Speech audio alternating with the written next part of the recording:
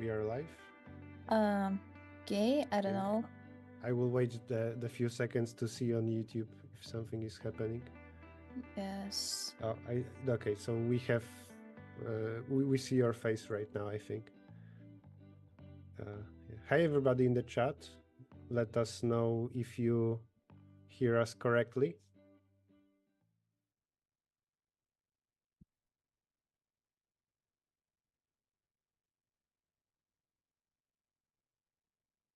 We'll try to do commentary for maybe the next hour or so. Uh, Anna, do I hear you now? Are you saying something? Okay, No. yeah, but at least I hear. I thought that you're muted. Okay, so hi everybody. I'm Kamil Erichto. I will do some commentary, and Anna is here as well. Yes, hi everyone. Hello. We have a 20 seconds delay, so asking the chat will have some delay. Uh, and yeah, I think we will mainly look at the scoreboard. That's the first thing we can do. Can we, in the scoreboard for now, freeze for the top 20 or so it wouldn't rotate? I think it will be more interesting to look at the top and comment on that.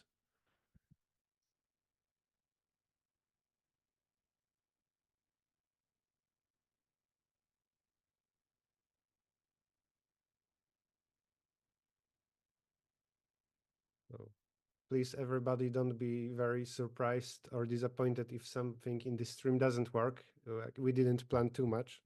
I learned that SWERC is happening today, only today in the morning. Right, I'm looking at the scoreboard now with all of you. So apparently there are 6 easy medium problems, and a lot of teams have solved that. In particular, the UP of Catalonia, UPC1, solved that with the total time of 100 minutes. I will try to find the scoreboard myself, something that displays minutes of all the submissions. Yeah, I see it. So the UPC1 solved it in the first 41 minutes, with Yes, problem H solved in 3 minutes. yes, in 3 minutes. It's insane. Like, I think it just takes 3 minutes to read the statement. Yeah. In particular, it's rare to see accepted in 3 minutes, because usually teams for the first 4 minutes or so will adjust the settings of the computer. They write down the templates, they adjust the settings of editor. So 3 minutes is impressive. And then 2 minutes later, M. After 5 minutes, they solved already 2 problems, H and M. So that's Oh. fast. Then so that's the UPC one had accepted submissions after 3 minutes, 5, 10, 16, 25, and 41 for B. Yeah, it's a bit sad that we cannot see their submissions to like just see like how short the code was. Mhm. But we can take a short look at those problems. Just also the statement needs to be short if you want to read it so quickly. Yeah, and then in the scoreboard we see as stars the first accepted. Oh, now EP Zeppelin. So EP. Do you know, Anna, what is this university? EP. Yes, I think it's École Polytechnique from France. Yeah. Okay. Uh, So they just solved the problem E, the hard 7th problem. The +1 in the scoreboard means that they got 1 incorrect attempt first, but still the total penalty time is better than the UniP who solved it first. Oh wow! And like a team from the University Pisa, they recently solved the seventh problem. Mhm. Yeah. No, no, no! It was EP Zeppelin. Do you have your favorite team in this contest? I mean, I was a coach of the Harbor Space University who got 2nd place, I think 2 years ago, but they are not participating this year. Mhm. And between the teams that do participate, I don't think I have some favorite, somebody that I cheer for particularly. There are just names that I recognize. So I don't know, let's say Zurich. I cheer for Zurich. That being said, I'm not up to date with information on strong teams, and maybe if somebody in the chat knows who strong participates this year in SWERC in terms of Code Forces users, I will try to quickly take a look at Code Forces if Yeah, there's SWERC teams of 2024. Not I really. also I also cheer for Zurich, obviously, because I'm kind of based in Zurich. But my favorite team is actually like also from École Polytechnique University. It's on 14th place in the moment, EPUXT. So like this is a team with Eliška, and Eliška won EGOI last year, and like this year is kind of her But first. is she I, now in her first year of university? yes, yes. Okay, I see.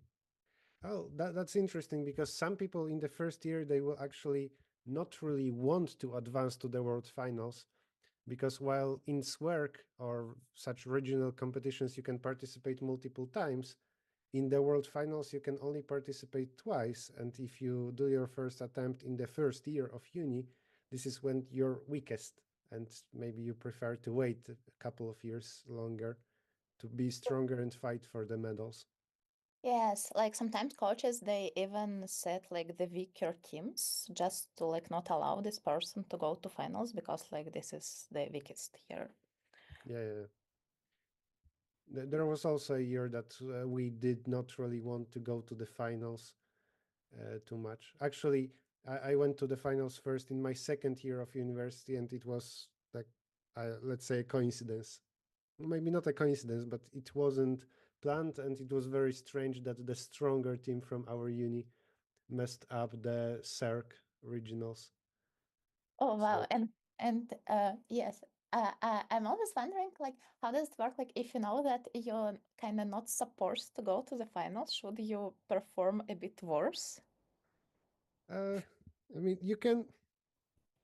It's not that you need to do something special for the first half a competition. If you really do not want to go to the finals, then you can just not submit the last problem or something like that. And almost for everybody, it wouldn't be a disaster to go to the finals. So if by some chance it happens, even though you didn't want that to happen, that's I guess it's okay. Okay, we have information from the chat that the Scras is in the Pisa team in second place. Mm. Uh, and they have a team of free rides. That's a strong team. The Scras, I think, is strong red in Code Forces. He does some educational blogs too. His current rating is 2740.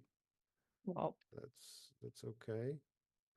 And I'm looking up his submissions, and then I'm guessing that their team flag 10 also includes Code Forces users Key, Kaey, and Verve.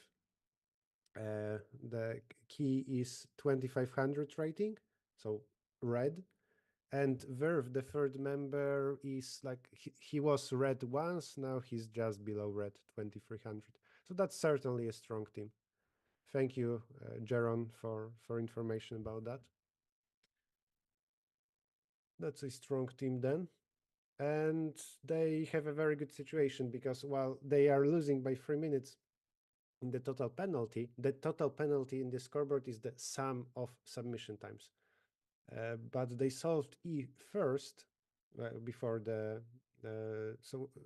before the EP team, and they have basically more time to solve other problems. So I would say that right now the UNIP, the Pisa team, is kind of winning in terms of chances what to do next. Mm. Anna, can you tell us about maybe teams in the top 8 or so with names of cities and countries for Oh, whatever you know? top eight. Yes. Also, like the monitor looks interesting. It looks a bit different from what we see on ICPC. On ICPC, usually there are like 3 golds for silver and 5 bronze, and here is actually 2 golds for silver and 8 bronze, which is like power of 2. Hmm. Uh, yes. So yeah, like on the first place we see Zeppelin from École Polytechnique. From France.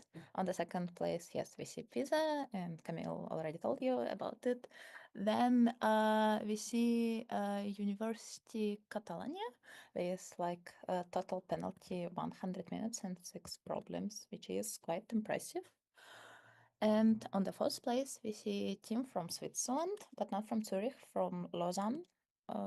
Yes, they also solved like all 6 easy problems. Then we see 2 teams from Italy, from Turin and Bologna, and the team from ETH. Also, it's a bit surprising that I don't know almost any participants from Zurich. Like, I think I know only one participant, and all others are completely unknown for me. Yes, then also another team from France, another team from Italy. Yes.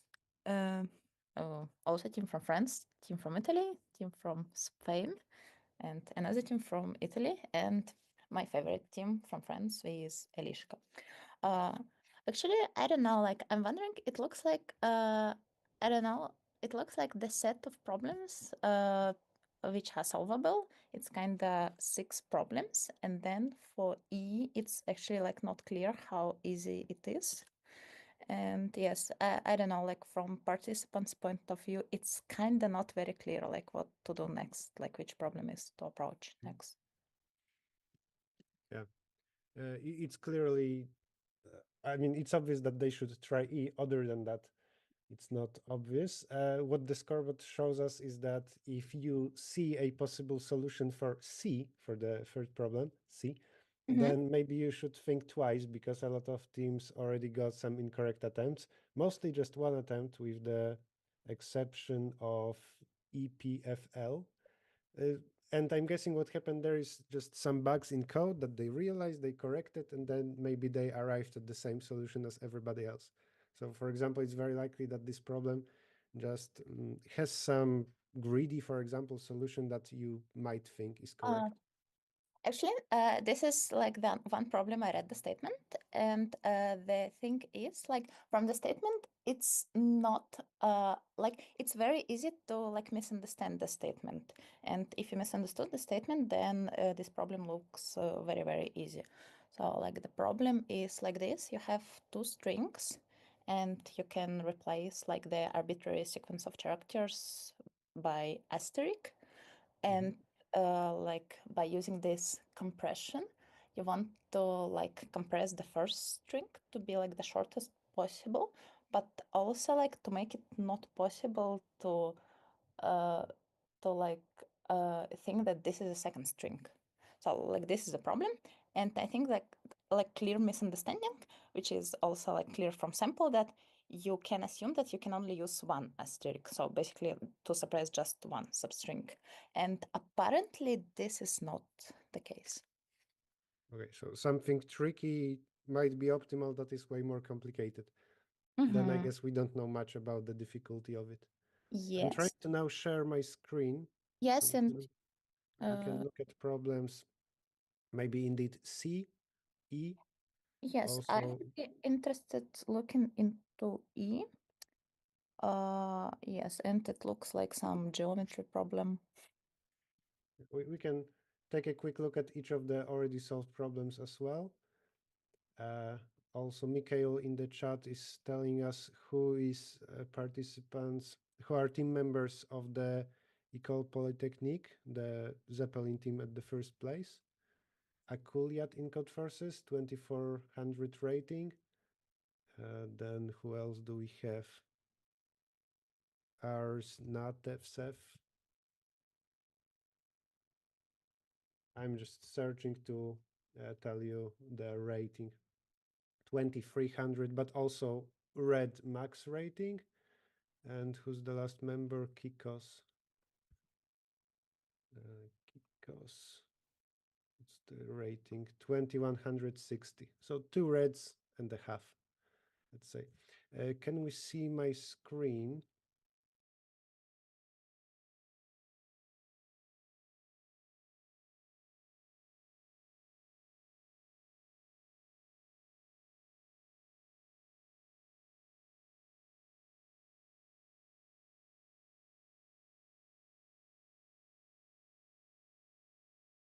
20 seconds on each of the easy problems just to see if there are some drawings in the statement that will allow us to understand it fast.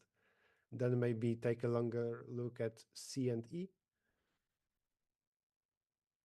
And the hard problems, maybe also I will open just to see the drawings possibly.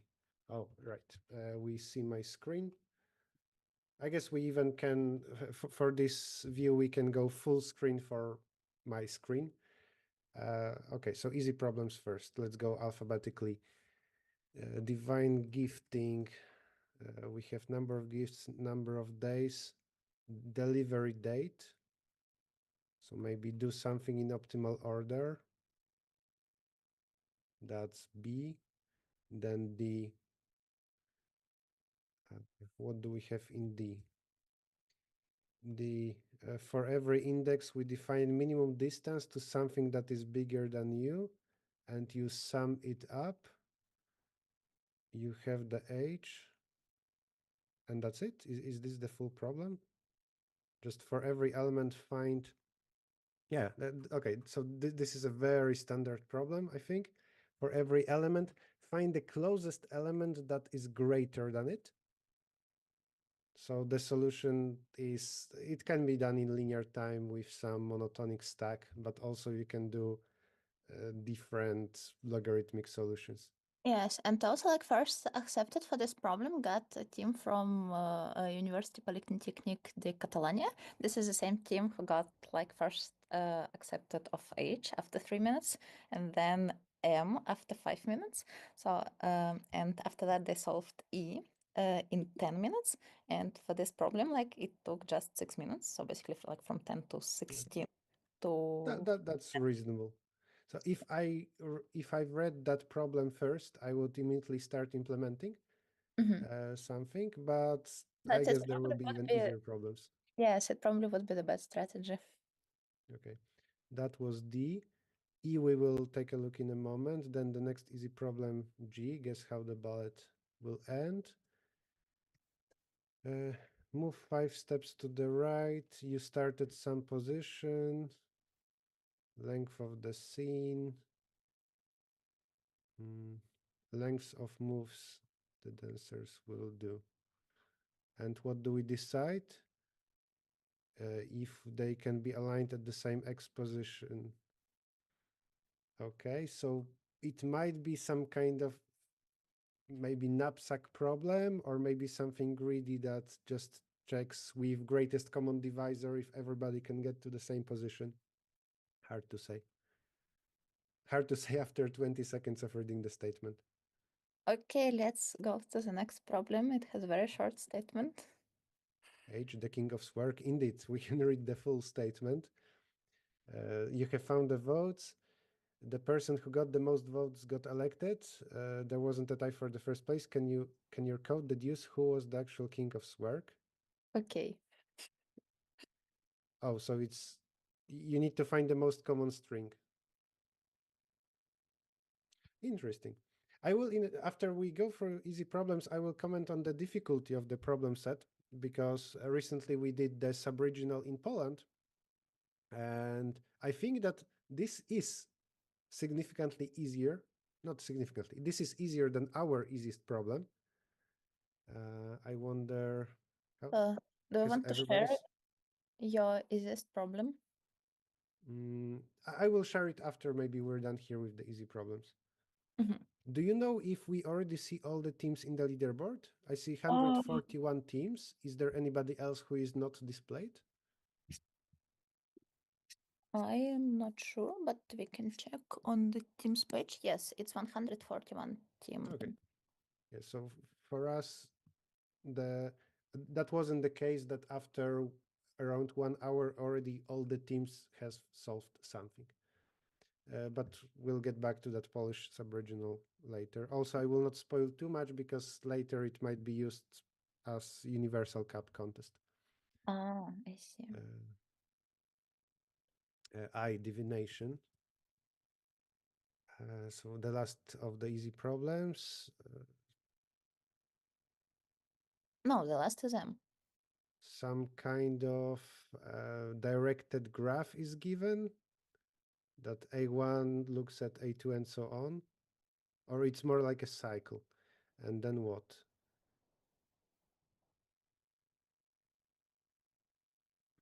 Mm,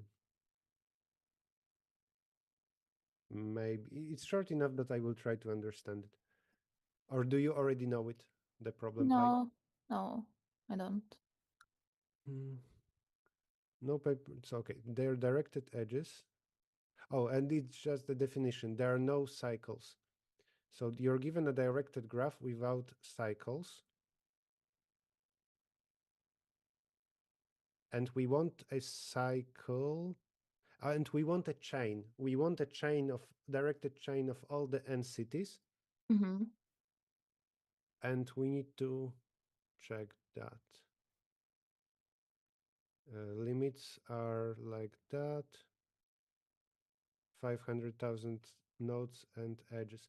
Okay, you're given a directed graph without cycles, and you need to check if you can create a directed chain of all the n nodes, which is Yes. basically And also topological sort. ordered chain, I guess, right? Yeah. You need to find topo order and check if everything, if exactly one goes to two and so on. Maybe there is some easier solution then as well.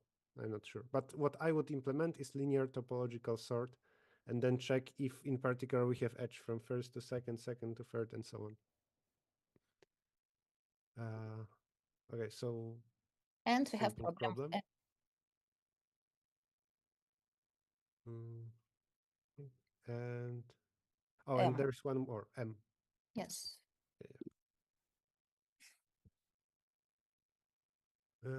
Some Morse code. There are only letters O and K. Okay.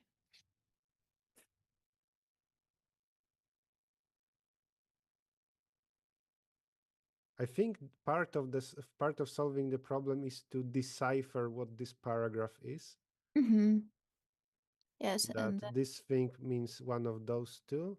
This thing means O of K. And I'm guessing that this is a short puzzle that you need to solve on paper to decide what is O and what is K. Uh, I will try to do it. This is O, K. yeah, I'm I think guessing this is O O. is dot and dash, and K is dot and dash twice. Oh, no, no, like O is dot and dash twice. Yeah. Is O just this thing? And K is this thing?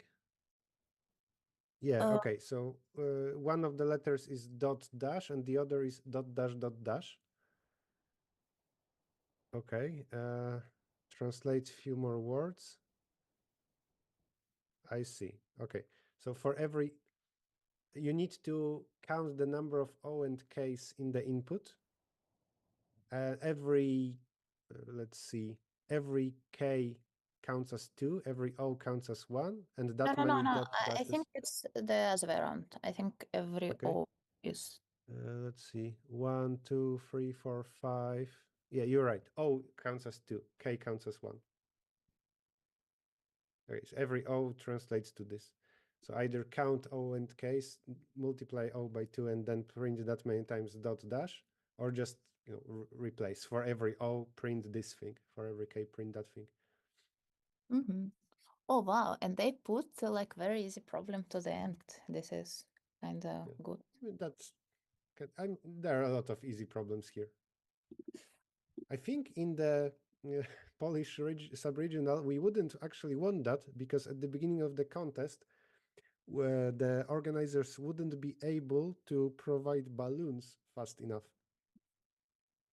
When you have, there were, I'm sure there were a lot of accepted submissions here in the first, let's say, 20 minutes. That was, I'm guessing, the most intense time.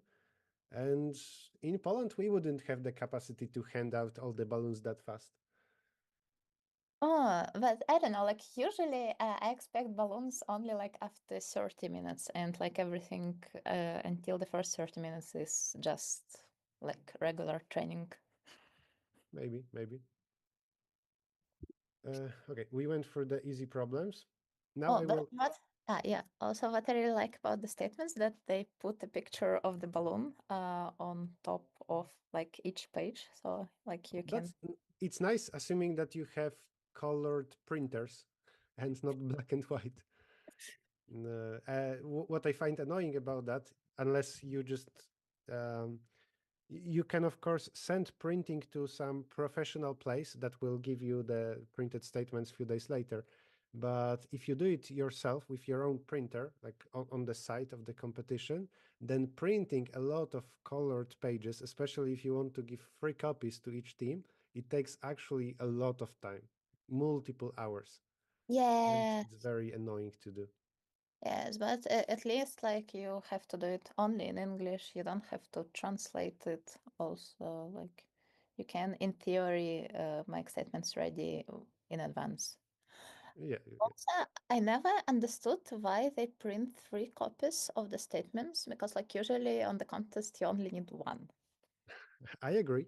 And How we had that discussion in Poland uh, a year ago when Warsaw, for the first time in few years, organized the sub-regional.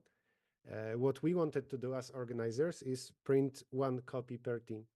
And then on the trial day, so a day before the main competition, at least one city, the Krakow, they complained that actually they are used to free copies and they would like, if possible, to get free copies because this is how they train, this is how they do competitions. Apparently, they like each of the team members likes to have the full problem set so that wow. two people could work on the same problem in parallel. I find it dangerous because two people can try the same problem in parallel without knowing about it. My Yes, team would always put two copies under the desk immediately, throw it away.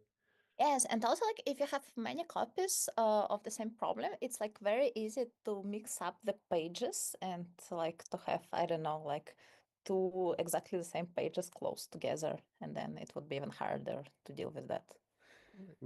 Might be correct. Yeah, I would always want one copy for my team, and we would split the tasks, sometimes swap stuff like that. Oh, in the meantime, another team solved problem E. Yes, the the another team from Italy. So right now we have. I think this scoreboard is nice because it shows countries as well. Mhm. And full university names. So we have in the top now France and Italy at two gold medals, provisional gold medals, then Italy, Spain, Switzerland, and Italy again. And that's just third submission for problem E. Yeah, I was going to comment on the difficulty and maybe the quality of easy problems, in my opinion, before we move to the problems C and E, which are the Mhm. problems that some teams are trying now. I think that and we have the Ecole Polytechnic solving E as well. So that's now two teams from the same university. Fourth and first place are those the same Mhm. uni. Uh, yeah, I find those easy problems, I think, too standard. Maybe I don't know, for example, if ChatGPT would solve them, but for at least medium strong teams, when I open problems like, let's see, yeah, this one, for example, the one where you find the distance to the closest greater element, I would call that a standard problem, and I would not use it in a competition. Uh, yeah, in SWERC or in the sub-regional, it makes sense for some kind of training. Maybe it makes sense as a subtask in Olympiad problem, where you get few points for that. But I'm more of a fan of either some implementation easy problem or something where you need an observation and not something that you expect majority of participants to just know how to do. And this is such a problem, if I understood it correctly, of course. So here Y- I'm not a fan. Regarding something like M problem, which was basically a puzzle, I find it nice. It's okay. I think it's unusual to see puzzles in the problem statement when you need to stop for at least half a minute and actually think how to solve a puzzle, only then to solve the rest of the problem, which was here trivial implementation. So that is fine. I like problem M. I dislike problem D. And the top of sort was in the middle. Also H, I don't know, too again, too standard. Find the most common string, not a fun.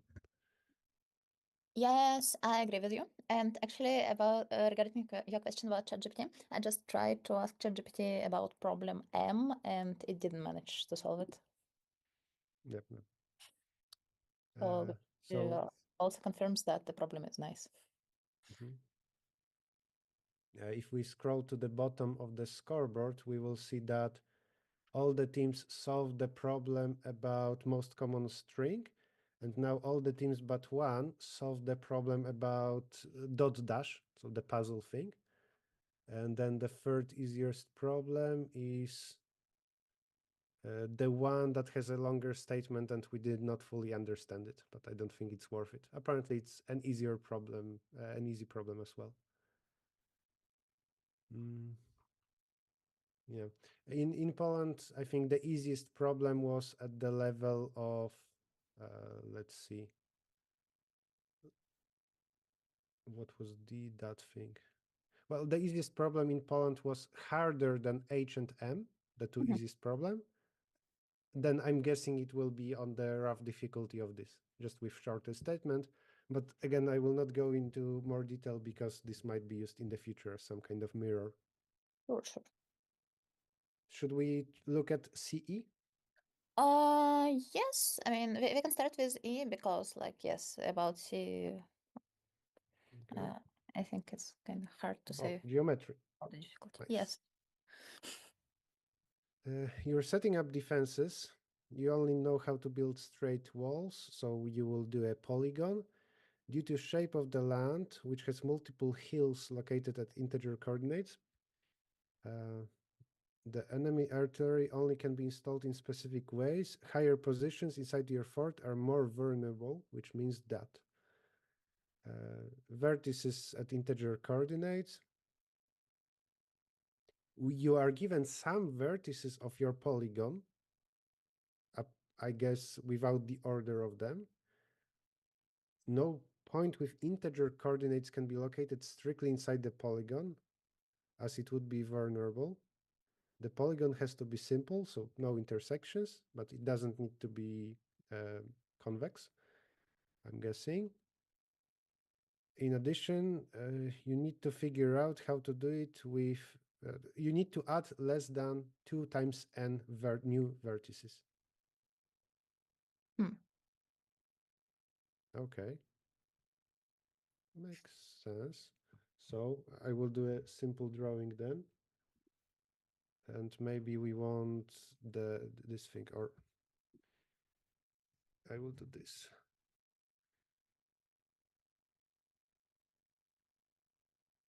Okay, I Okay, think so basically, you, we you all have see a crate on my screen.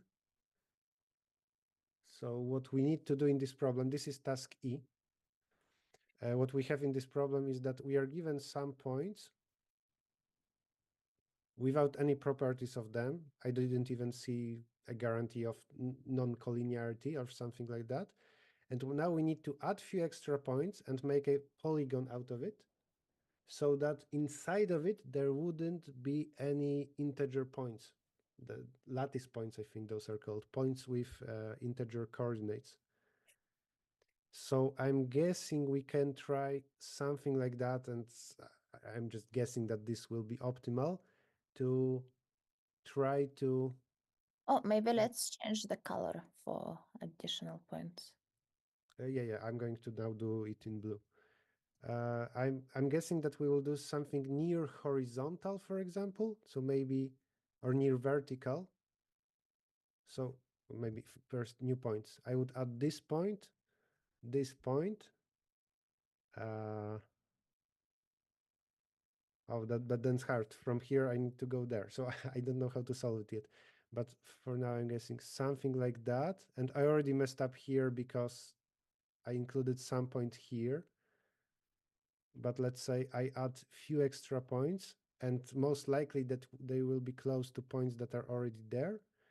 And then, and this does not work at all, but hop, hop, and so on. And here I created a polygon. I added a couple of points, and it doesn't have a lot of integer points inside, but Of course, this is not enough. Then the question is whether there is a simple construction where you just use few points that are nearby the points that are given, and you use mostly vertical and horizontal lines. Or maybe this is a number theory problem where it's about some Euclidean algorithm, GCD, stuff like that. So that for 2 points, we would imagine a segment between them and we would find a point that is very close to that segment and use that point. This might be possible. Like for 2 points, I'm guessing that with Euclidean algorithm, after you draw a segment, you are able to find the closest point above it. And if you do that, then you're able to here draw something that is very small inside. And based on that, you might be able to solve the problem. Yeah, but also like how would you choose the order of original points? I'm guessing that it must be something easy, like just go top to bottom in case of ties left to right. It's hard for me to imagine something more complicated because this is not convex, so it doesn't really have any order other than that. Well, one more possibility would be to sort points by angle with respect to some origin. So one more possibility, instead of going from top to bottom, maybe say this is the origin point, and then do a shape that will look like this, where you sorted points by angle. But I'm guessing that going from top to bottom might be easier. Don't know. Yes, also like easier to deal with the linear points. I think so. And do you think it's always possible? Uh, I I'm guessing so, especially because of that limit. If you see that something should be achieved in, let me hide that. Yeah. Where is E here? They say that. So first of all, they say it can be shown that such a polygon always exists. Ah, okay. But second thing is they say that we need to do it in 3 times n moves, and it clearly suggests some kind of construction that isn't very random. It's hard for me to imagine that some cases are possible in 3 times n moves, and other cases are not possible at all. It would be, though, of course, maybe there would be some easy condition to check, like it happens exactly if 3 points are collinear, or exactly if 2 points are just next to each other, stuff like that. N is very small, so we can check things like collinearity, but my guess is that it doesn't matter. My guess is that the intended solution is anyway n log n. Not necessary, of course, maybe. Points are unique. Yeah. Let's try for maybe a minute more. Where is my drawing here? I'm still tempted to do top to bottom. If I do this, then so far nothing is inside. Doesn't that work if I continue and do exactly that, assuming that no 2 points share the y coordinate, then this should be okay. So just for every point that exists, oh, but we sometimes need to do 2 steps down. And I don't want to add a billion points between them. But then, oh, I see. Okay, I think I got it. So this is my solution then. And to show it better, I'm going to create maybe first points that are far away from each other. So here, here, here, and there. So there will be some details remaining about points that are on the same y coordinate, but roughly. I want to start from the topmost point. I want to roughly go to the next point, but I'm afraid of points in between, the integer points. So I'm going to do is go vertically almost to the level of the next point. Then from here, go to the next point and to the point just next to it, like that. And then repeat the process. That is, go to the almost to the next point, then go to the next point and point just next to it. Let's say I always add something to the right of it. Then go almost to the next point, and finally go to the last point. And how many points did I add here? For every point, maybe starting from the top. From the top to go to the next point, I added 1, 2, 3. From here to go to the next point, I added 1, 2, 3. I added 1, 2, and well, third one doesn't exist. So it seems to be 3 times n new points. And is that okay? Um, you can only afford to build a polygon with a number of vertices smaller than or equal to that. So I need to add 2 times n points. So this is not good enough yet. So am I doing something unnecessary? Hmm. I don't know. So far, this is construction with 4 times n total. Uh, I guess we can stop here and move to the next problem, but clearly you now need Of to the look at this and take care of the points that are next to each other Mhm. and multiple points at the same level. Like there could be points here, here, here, and you need to handle that correctly. Yeah. So what next problem C? Yes, and in the meanwhile, team from EPFL, they solved problem what? Ah, no, they didn't. We Sorry. have attempts in Yes, problems K yes. from the first and fourth place. If strong teams are attempting something, it usually means that it is solvable and it's not just some random team thinking that they got it. Okay, let's go and check. But C is more interesting, right? No, I mean not really. Yeah, because okay, like we can often see, and yes, I think like most teams attempted this problem just because of misunderstanding. Okay. Then, okay, it's a string problem. The time limits are suggesting dynamic programming. And then I believe you that they are just tempted to do something too simple. Mm. And the counterexample maybe isn't the sample test. Yes. Then what problem do you suggest we should look at next? I don't know. Let's look at K. Let's look at K. Okay. And those are the two teams from Ecole Polytechnique. They are attempting at another geometry. At least Okay. it will be easy to understand because there is a drawing. There are several golden discs. If one chants a spell, the area covered by the discs will turn into flames, blah, blah, blah. You can hide in a place completely surrounded by discs, yet not on the discs, thus isolated from the outside world by the flames. Given the positions and sizes of the disc, determine if whether such a hiding place exists. So here there is this area. I mean, I would call this standard and hard. There were problems in the past about understanding how things are intersecting with each other. And one can even, I don't know if it's necessary here, but one can even build a full graph understanding that this point is next to maybe smaller font. We can build a graph of nodes here and connections between them. This is useful to compute things like area of intersection of or area of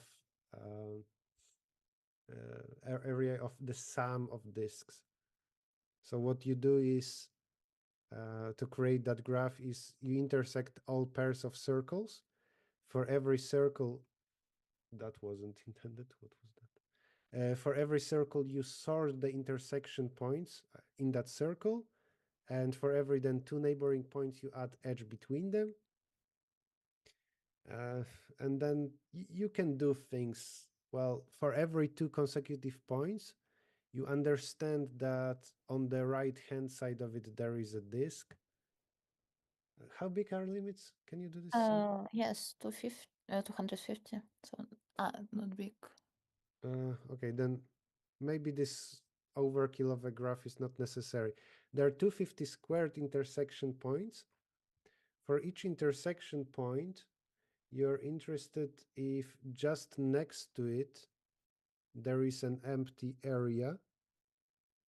So, and can multiple circles intersect in the same place? Hmm. Yes, they can. No. There are limits here. There are no free disks whose circular outlines intersect at a common point. Okay, then n cubic should be easy, maybe. No, not easy because it needs to be inside. Oh wow! And there are no circles with exactly one intersection point. Okay, so that's convenient. Basically, nothing happens by coincidence. I don't know why the size is here is changing.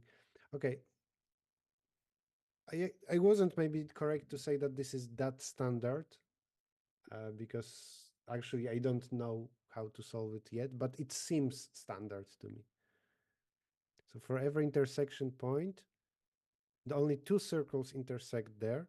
So now I would iterate all the circles and I would try to understand if the area just next to the point, and there are 4 areas just next to the intersection point, how it's closed. Mm,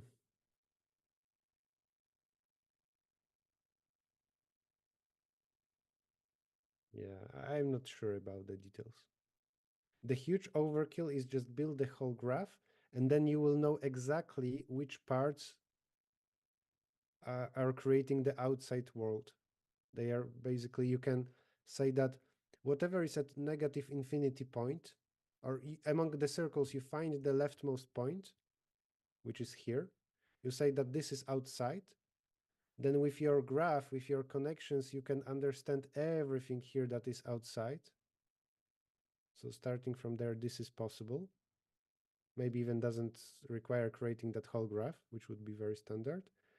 And then for, let's say, for every intersection point, Yeah, but you also ask if it's not on the outside boundary and if just next to it there is something that it does not belong inside of any of the disks. And in terms of just outside of it, when you have two circles and they intersect here, you can go towards the middle of the two circles and just outside of it, and those are your two candidates.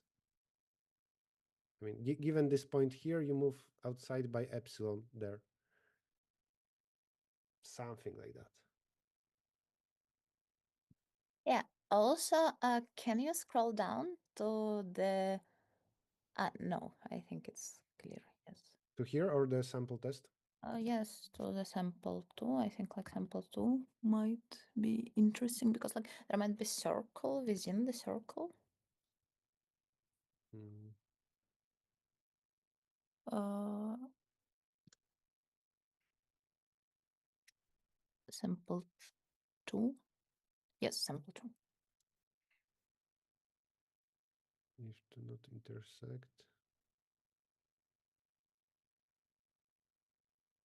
I don't know if there can be disk inside of disk. Yes.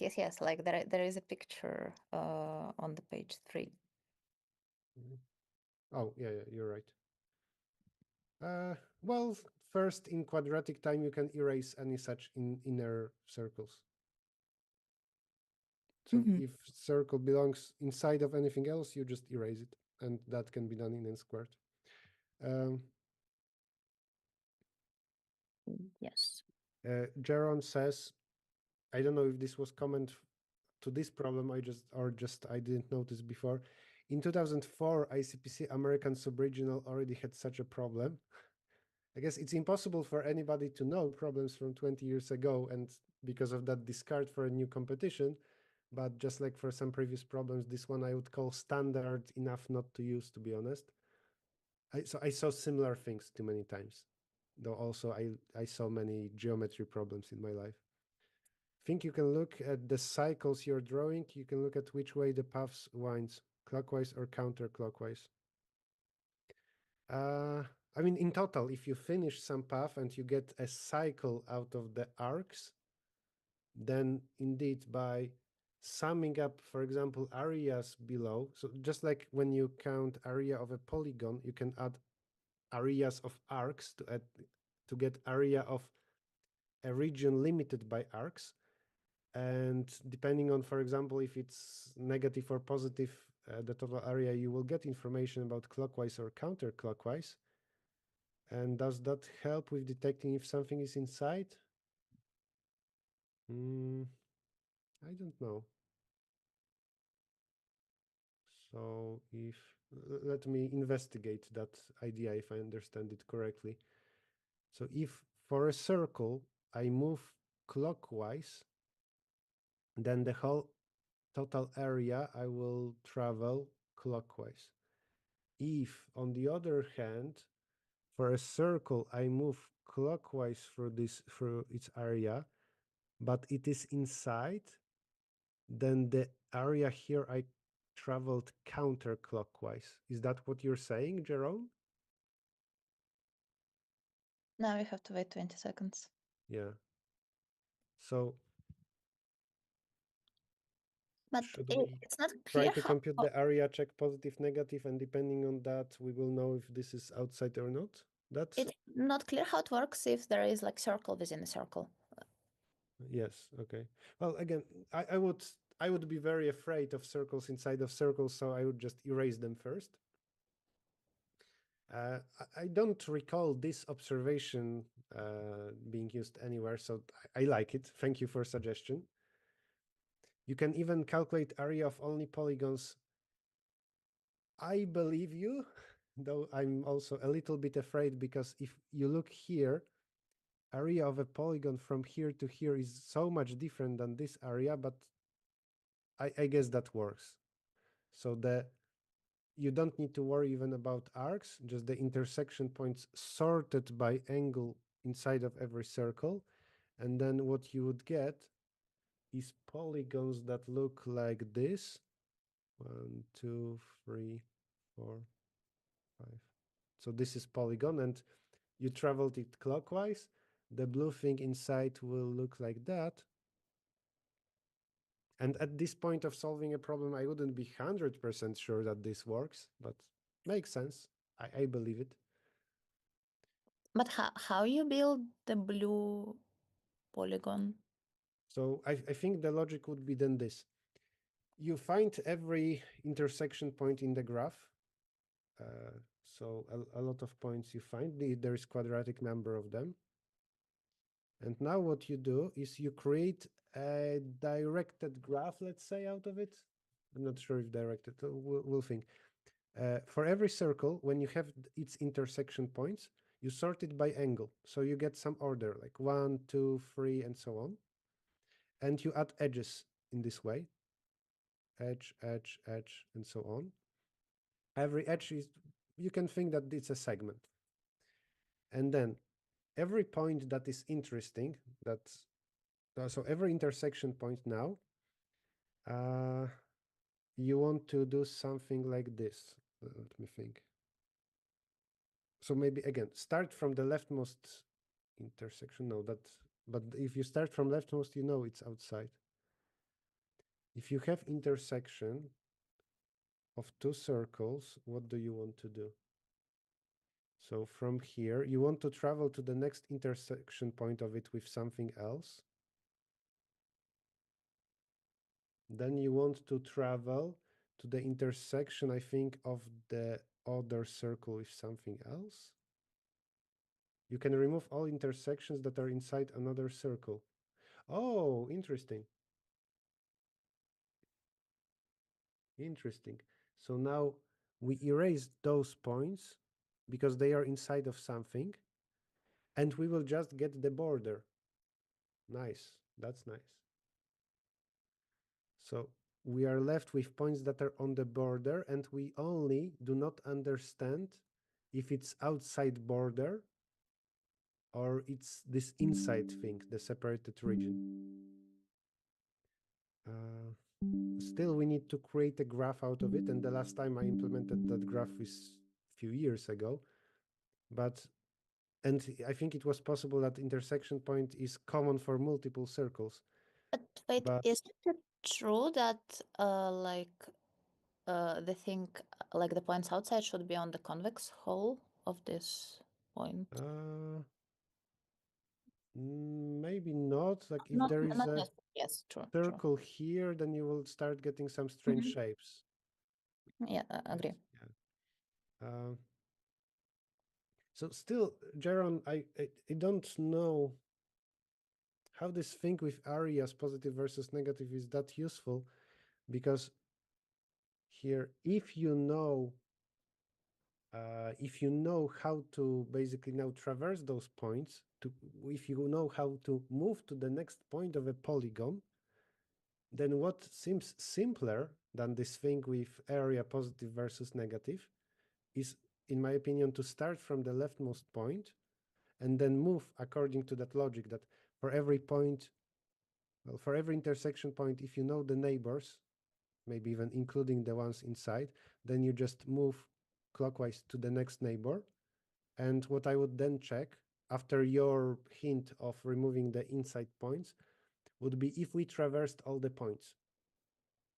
So find all intersection points that are not inside of circles, start from the leftmost of them, always from it move to the next. Moving to the next means looking at the circle that contains this intersection point, find the next by angle clockwise.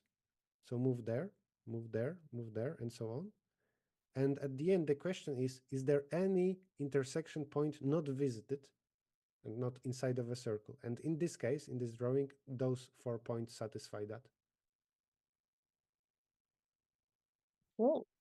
Uh, Yes, and then also like the fact that you don't have to like find the exact figure, but just say yes and no. It Oh yeah, makes. yeah, that's nice. I'm happy about that. What I don't like about the World Finals is that I think they would require us to find those points, find the example of those points. Here it's just, so it's yes or no, right? Output 1 if such a place exists and 0 otherwise. That's strange output. I would ask people to print yes or no. Um, Maybe if there were test cases or queries, then ones and zeros make more sense. Okay, the scoreboard. Yes, we have fifth team who solved problem E, and this is a team from EPFL, Yep. around function lovers. Hmm. So we have 5 teams with 7 problems. Clearly, there's huge gap after the first 6 problems, and we have not looked at other problems, A, F, and so on, but it would be sad if now the next 2 easiest problems were E and K, which are both geometry. Though they are very different kind of geometry. E seems to be a constructive problem with maybe some number theory. K is a geometry problem. And by the way, I like E. I think it's such a, let's say, puzzle is okay. And obviously it's not standard. Maybe it appeared somewhere before. I wouldn't be surprised because the problem of creating a polygon out of given points did happen before. Here, adding points so that no lattice points would be inside, that might be unique. So I like it. I like it certainly more than, for example, problem K, which seems standard-ish. No, but the solution is nice. At least like what we Mhm. discussed. I think problems like K, I think people expect a lot of such problems from some, I don't know, Russian training camps like Petrozavodsk. There were quite a few of those geometry problems there. It's funny how E and K are in the same contest. I mean, it's not terrible that they are in the same contest because they are so significantly different. Maybe in E you shouldn't use any geometry at all. But what's unlucky, no, not unlucky, what's a bad decision is if they also have similar difficulty. If organizers did know that E and K would be the 7th and 8th easiest problem, which maybe they are not, But if they did, then that's not great. If K actually is very annoying to code, and they expected E to be the seventh easiest problem, and then K to be one of the hardest, and it's just surprising that few teams now are trying to solve it, then it's okay, I think. I don't have issues with that. Yeah, I think for the organizers, it was kind of hard to guess like what should be exact order of problems, especially because like teams are from many different countries and the contest is taking place in different venues. Mm, yeah. I remember that last year in Polish sub-regional, we underestimated the difficulty of the problems. And as one of the beta testers teams, we had the Harbor Space University, who later got gold medal at the World Finals, and they solved all the problems but one. For that one problem, they also got some ideas, so we assumed, okay, the difficulty is fine. So they solved 12 out of 13 problems, I believe. But yeah, we didn't realize that actually that team is extremely strong. It's like almost three Nutellas, the legendary grandmasters in Code Forces. And in Poland, at least that year, there wasn't a team close to that in terms of strength. And I think the best team got 9 out of 13 problems in our sub-regional. That was sad. This year we got the difficulty better. Yeah, actually, I'm surprised that in this work there are no teams from Harbor Space University at all. The Harbor Space Barcelona University got issues with eligibility for the European regionals because actually Harbor Space gives diplomas using university in Bangkok, so in Asia, Mhm. where they are a private university. So in Spain they are registered, but to provide a diploma, at least for bachelors, or maybe it was for masters, for one of the two. I think for one of bachelors versus masters, they give a diploma in Spain. It's a Spanish diploma of university, and for the other bachelors or masters, you actually get a official, you know, internationally recognized diploma from that Asian university, because the Harbor Space also has a campus there. It's just that the Spanish campus isn't a full university, and it takes a lot of time, and it has some requirements, like some number of professors that full-time work there. And so basically, ICPC said that you should participate in Asia, Oh, I see. uh, which is annoying in terms of travel. Uh, so you have teams in Spain needing to go to Asia to participate with local teams for the regional. Mhm. But also another thing is just that up to that year ago or 2 years ago, there were strong teams in Harbor Space, and now the students there who do ICPC are younger, and there aren't that many strong teams and strong participants. So they wouldn't be in the top if they participate, at least not this year. Mhm. Okay. Um, Also, in terms of like the current work, do you want to make any predictions about, I don't know, like how many problems would be enough to get bronze? We can do that. So it's 3 hours are passed, right? And 2 hours are left in the competition. Uh, so it seems that the problem set is then too difficult. Uh, I wonder how many teams will have exactly 6 problems at the end. But let's do some predictions. Now we have 6 teams at 7 problems. 2 hours are left. Oh, Then we I'm have. guessing that around, let's say, 20 teams will have 7 problems. So this will be roughly cut off for 7 problems, and 7 problems with good time, I'm guessing will be enough for bronze medal. Hmm. I'm guessing that, let's say, around this range will be, let's say this range will be 7 problems. So 7 problems with good time, enough for barely getting a bronze and 14th place. Then from here we will have 8 problems, and the winner, I'm guessing, will have 9 or 10. What do you think? Oh, I don't know. I think I am not fully agree. Like from the very, very beginning, I don't really believe in 20 teams with 7 problems. I see. Yes, but Mm, I know, but they are slowly getting there. 20. But it's also 20 out of 140. Normally in a ICPC competition, you have like 60 teams, not 140. Though maybe it's just more teams, meaning more weak teams, and the top is similar anyway.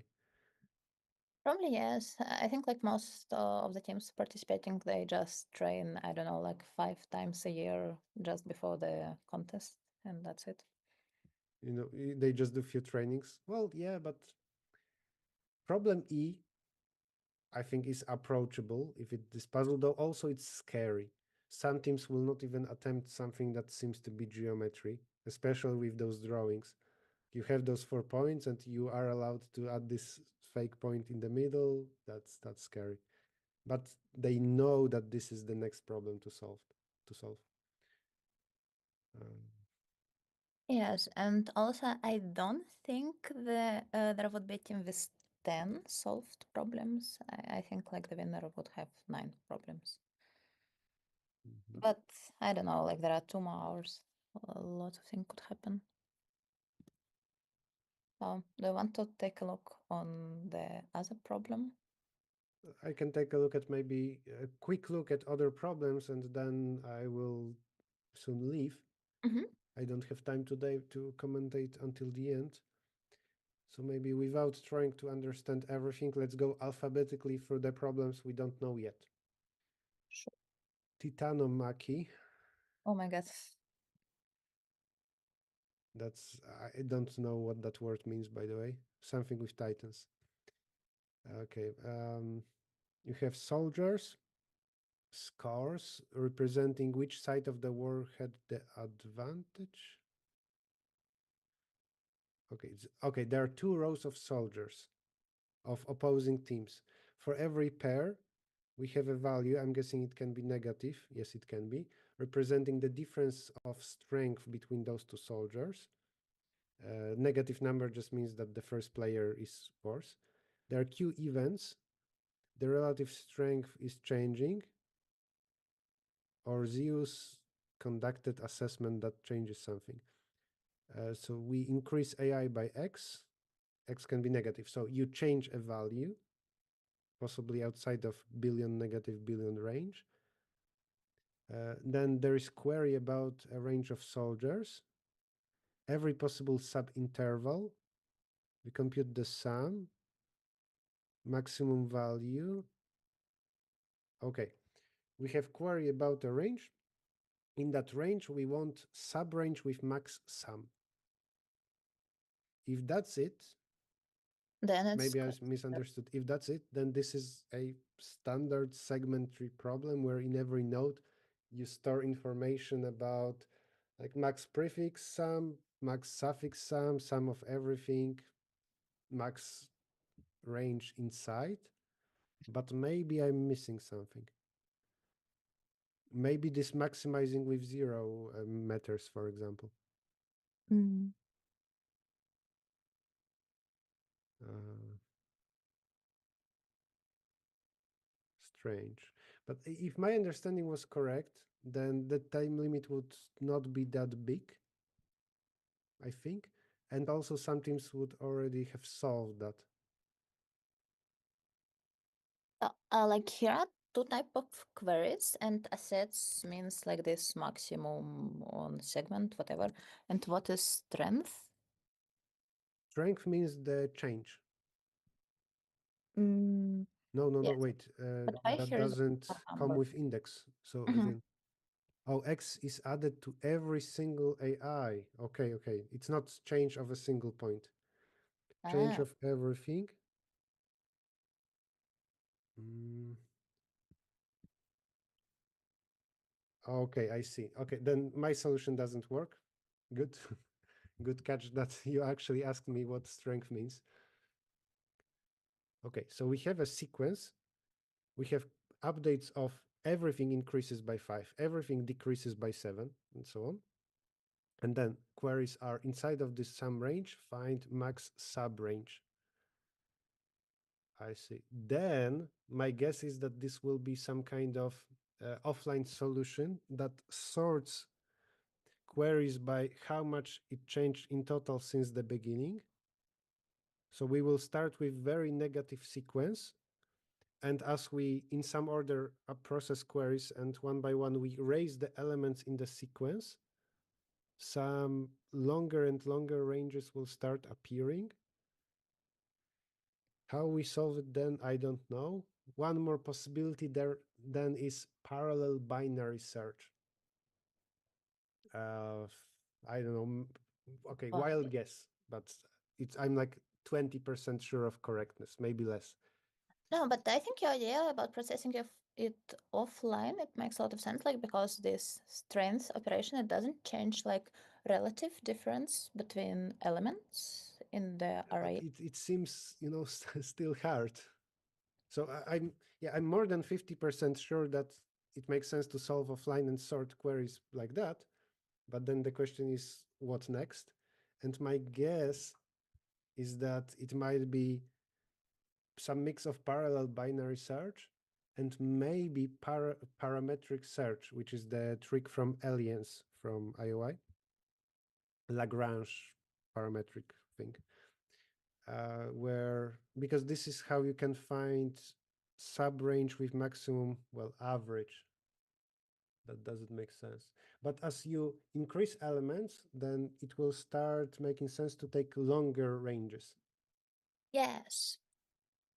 So there is some monotonicity here, and hence ideas of parametric search and parallel binary search. Yes, but why? I mean, what I would try to do, it's like to keep the set of like positive ranges, like ranges where like sometimes you might also okay, no, it doesn't work. Okay. Yeah, because like you might also want to include range where it's like one negative number. Yeah, but the queries of ranges are annoying. Yeah, a parallel binary search will not work too well with that. If they asked us in the whole sequence what is max subrange, then it's true that the length of the answer is monotonically, well, increasing. When you increase everything by +5, only longer range might make more sense because it's more rewarded for being long. But with ranges, I don't know. I don't have ideas. Hmm. Okay, then we don't know F. We don't know J, K, L. No, K we know, J, L. Let's look And at those three problems. we Then don't maybe. know No? C as well. Yeah, we don't know C. And did I see a accepted submission? Uh, Where is the scoreboard? Yes, Zurich at 38th place does not have B. B is the problem about some dates of gift deliveries, but they do have C. oh, they solved C. Interesting that they don't have B, and they have such a terrible time that they are at the bottom. We don't even see them. Yes, and I think I know one person from this team. Okay. I wonder if that's the person who solved C or that's the person who is trying B. Uh, Interesting. If they do solve B, then not only they will be in the top, like top 7 currently, but also they will be at very good situation because E apparently is easier. Many teams did solve that. So Yeah. arguably, maybe even right now, their situation is better than the teams at the top. Probably yes.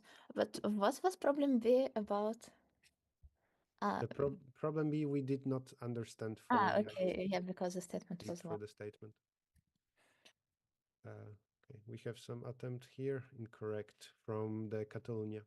Okay, let's look at other problems. The problems, Uh, right?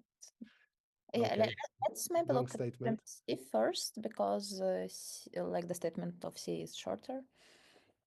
Yeah, I think F we will just skip. It's too long. Some kind of maze.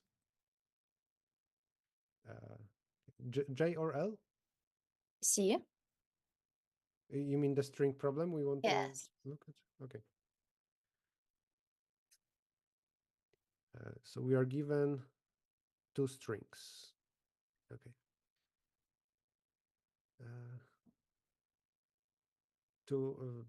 We can replace any substring of S with the asterisk representing any substring. Mm-hmm. Mm.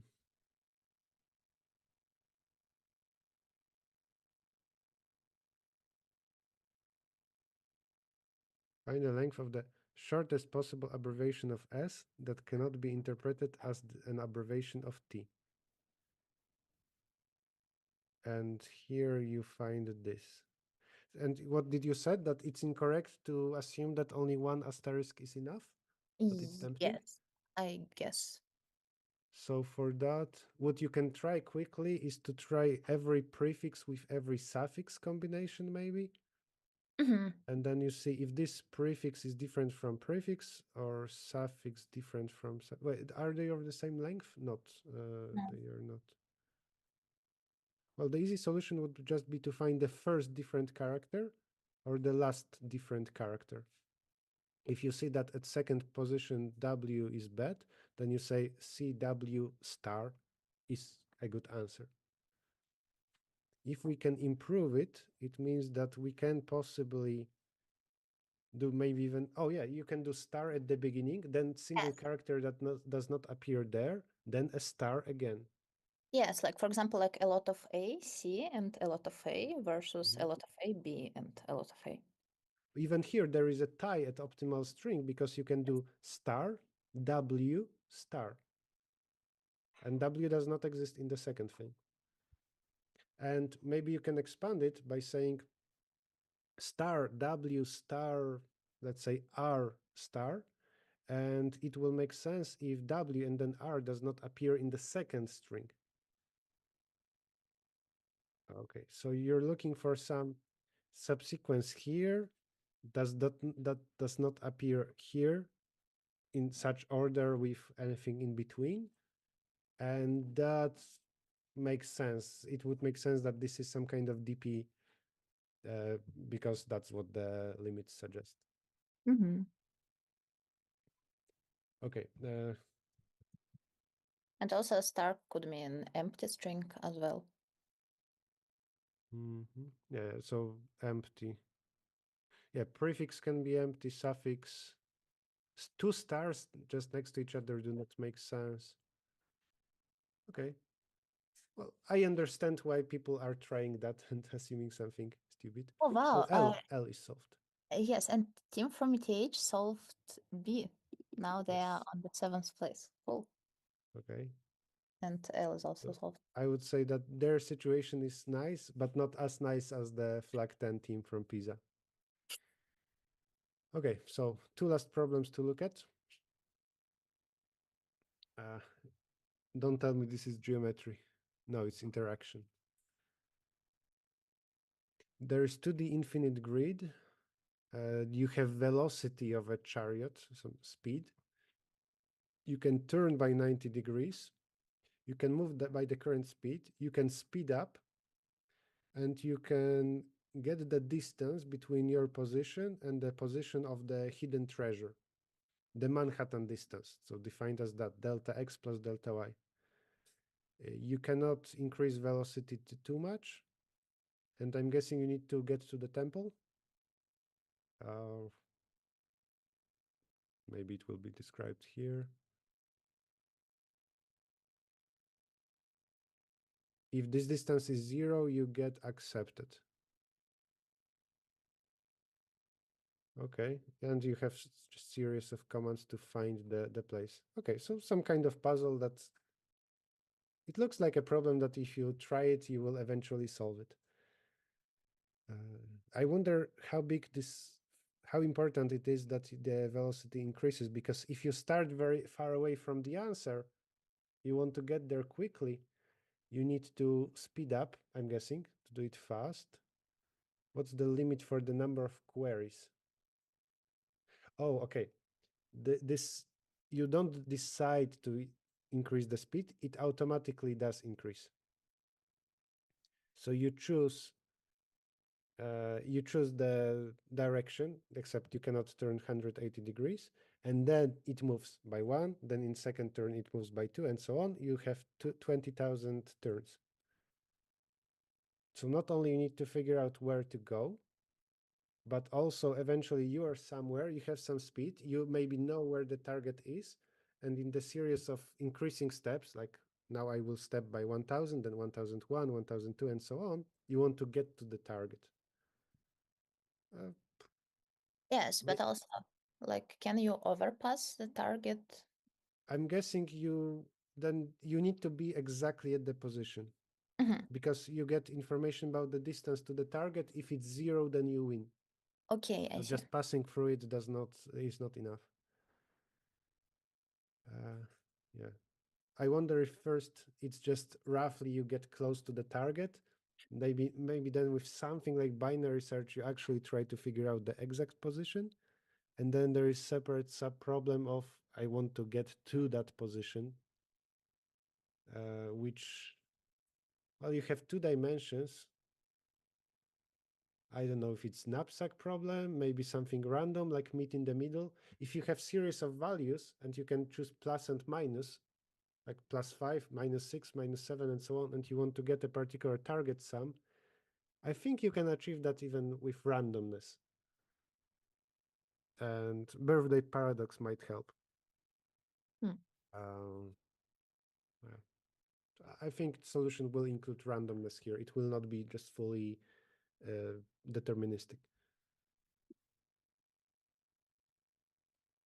Should we look at the last problem then? Yes, let's like Else was solved second time now by wow. the Open University of Israel.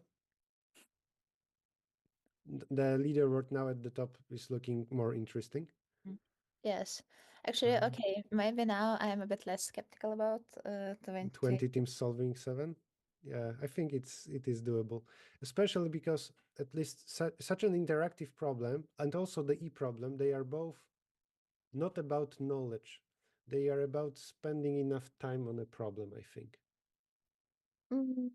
So they are approachable to many teams, I think. Yeah, yes, like with L, I agree. But yeah, with E And probably. actually, E, we don't know yet because the solution I presented, it worked in 4 times n. Maybe it's very hard to improve it to 3 times n. The last problem. After that, we will once more take a look at the scoreboard, and I will need to go. We have a game on such a grid. Every cell is black-white. You will need to put an integer from 1 to 9 inside of every white cell. Black cell is integer corresponding to the sum of consecutive white cells to its right. This is a known game, right? What's the name of this game? Karuka? I don't know. Anybody in the chat knows the name of this game? Puzzle where sum of consecutive cells is given. I'm quite sure it starts with K, and it has this thing, Kakuro. So is this exactly that problem? Where in a black cell you're given the sum that you need to achieve in few next white cells, the consecutive block. Same thing can happen horizontally. It seems related. White cells are originally empty, and you will need to put an integer. That was the Kakura. Yeah. Now somebody in the chat confirmed. Horizontal requirement. Oh, The yes. sum of white cells to the right. Numbers can be repeated. Find a valid solution that is as close as possible to this proposed solution. Okay. So you are given something that is invalid, and you need to find a solution that is close to it. The constraints are quite low, so maybe 2 at power 16, but I don't know how. Maybe some linear functions, hard to say. But after you fill few cells, then the next one is implied. Hmm. But then maybe it's just a brute force.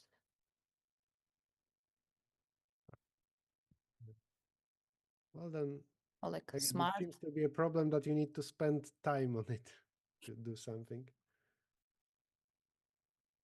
I also am able to believe that this is extremely hard, and linear functions, simplex,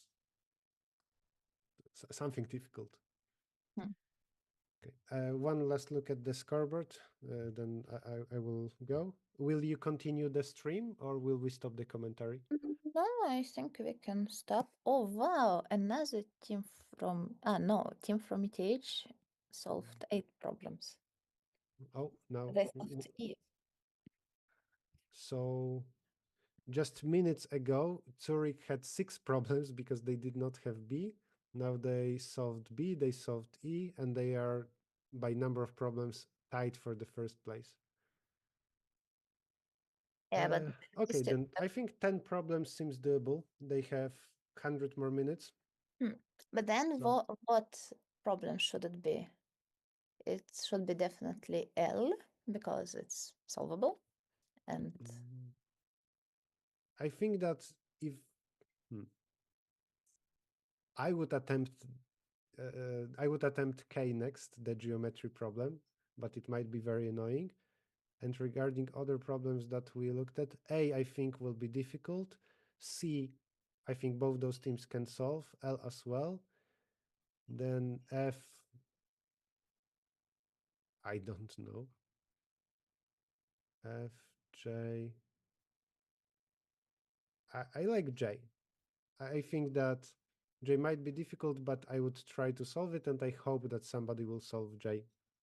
So maybe, let's say, first team and only one team will have 10 problems. It will be one of those two, and they will solve C, J, L. That's my guess. Then okay. second team will have 9 problems. But we'll see. Yeah, let's see. Okay. Thank you a lot for commentating together. Yes. I need to run. Thank you everybody in the chat for watching and helping us with some information. And good luck to the participants. Of course, I wish them a lot of accepted submissions. More than 10 problems will be more interesting to see. I will stop my screen share. Bye, everybody. Okay. Bye, Anna. Bye.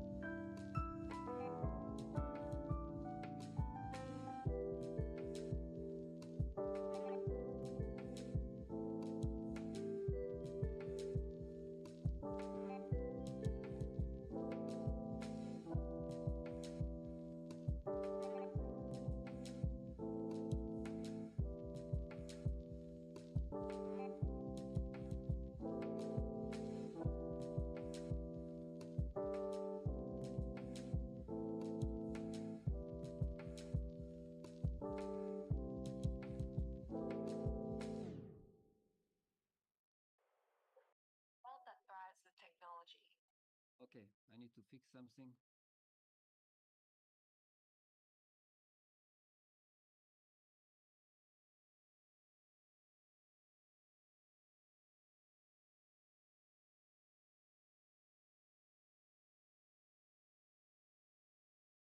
This is bad. This is so bad.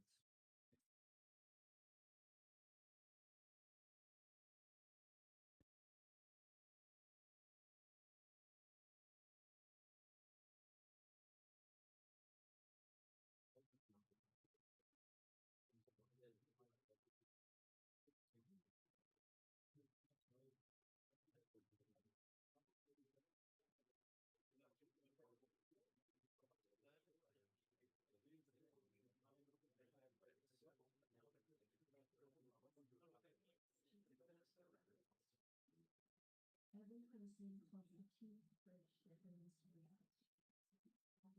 We ride the digital wave, bringing the people together and empowering them to unlock their own possibilities. See the power of all people that is going to save us 8 million kilowatt hours every year. That's like planting 64,000 trees.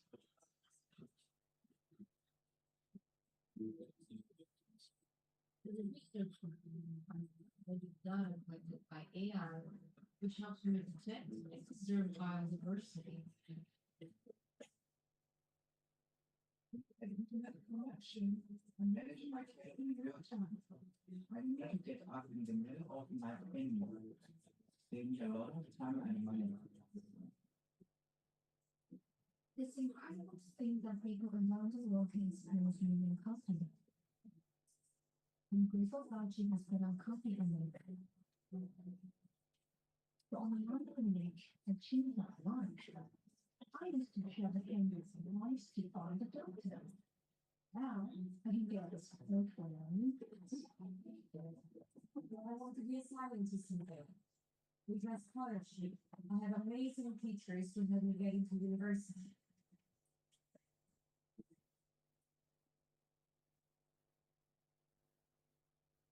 With technology, we are.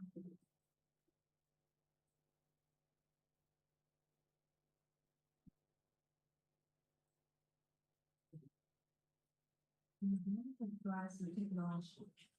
The power of connection knows no boundaries. Every person holds the key to bridge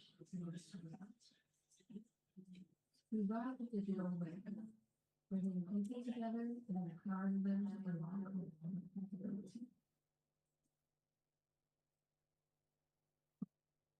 See the power of all people that is going to save us 8 million kilowatt hours every year. It's like planting 64,000 trees.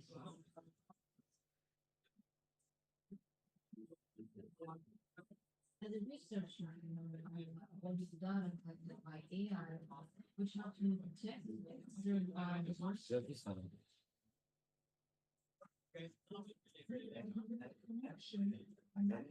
Sends me to ask if we can put auto banner here somewhere as well. Yes, Yeah. you do it. Yeah. So I'm gonna just put it somewhere there, or Maybe put it next to there, or I don't know.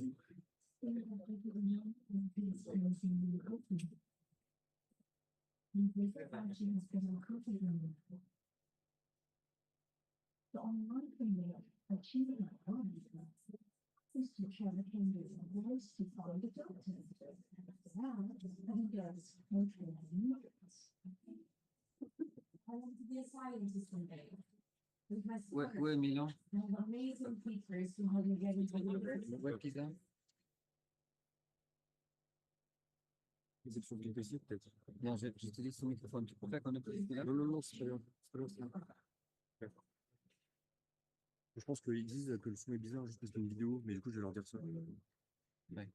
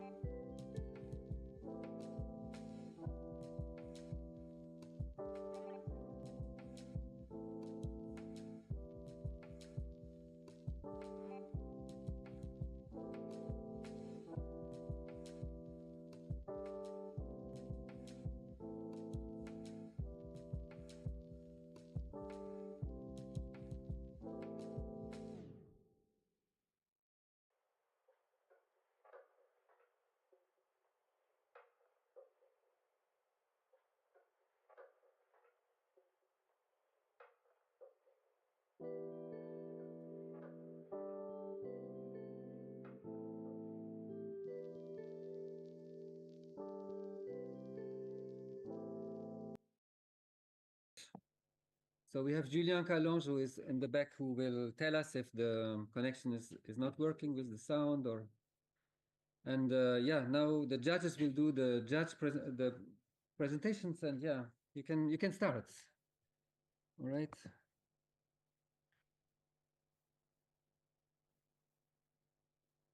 And the microphone is just in the computer, and you just speak normally, or Okay. yeah.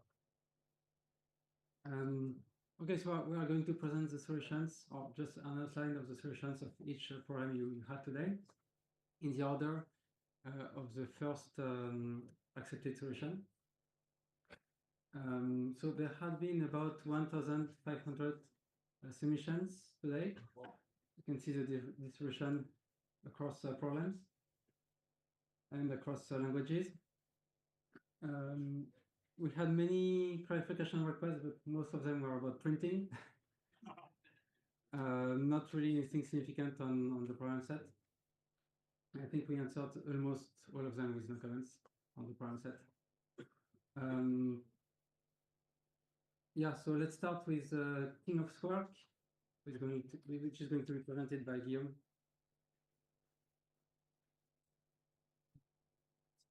Comment passer là? Okay. Up. Okay, so King of SWERC has been solved by every team before freeze. So congratulations to all of you.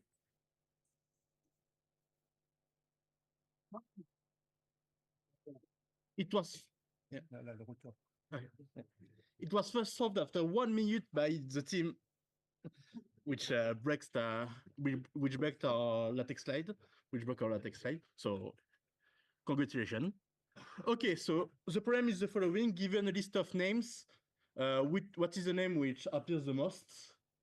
And basically, the good solution is to use a dictionary or a hash map. You iterate over all the names, and when you encounter a name, you increase the number of times you have seen the name in your dictionary or hash map. And at the end, you simply iterate over your container and see which one appears the most. and that's it. Actually, since the constraints were quite small, you could simply do it naively with arrays, and we would also accept it. So that's it. Okay. Okay. The second problem was hook. So I will also present this one. So it was solved by 140 teams before freeze, and first solved after 3 minutes by NCPS1. So please have a clap for them.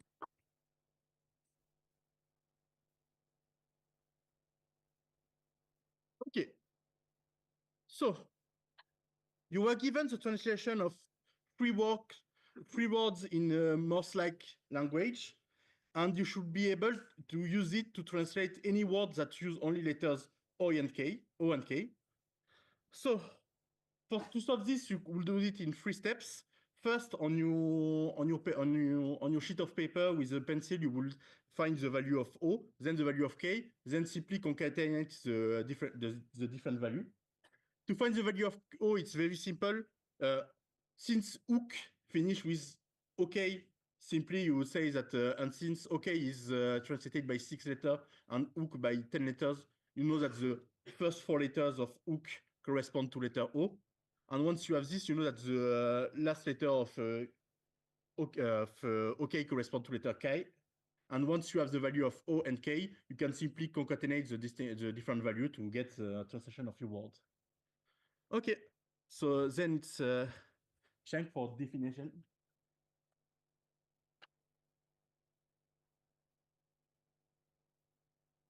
What is next slide? Yeah. So this problem, can I? Huh? You see here. Oh, okay. Okay. So divination is solved by 101 teams before freeze, and first off, after 9 minutes, it's really crazy. By Schwaber's Peacock. Congratulations. Good. So this task is a graph task, which is determining whether there exists a path in a DAG that include all vertices. So first, you need to understand that this problem is equivalent to whether the topological order is unique. There are 2 reasons. One, if there exists such a path, then obviously the topological order is unique. This is very obvious. And on the other hand, if the topological order is unique, then there must be an edge between every pair of adjacent vertices in this order. Otherwise, you just exchange these 2 adjacent vertices. Then you will have 2 or more different topological orders. So after we have this consequence, then we can use a traditional topological sorting algorithm. And in each step, if there are multiple vertices have in degree 0, then return no. This is not good. Otherwise, if every step is not multiple, it's unique, then return yes. Yeah. So this is this divination. And next, guess how the play will end?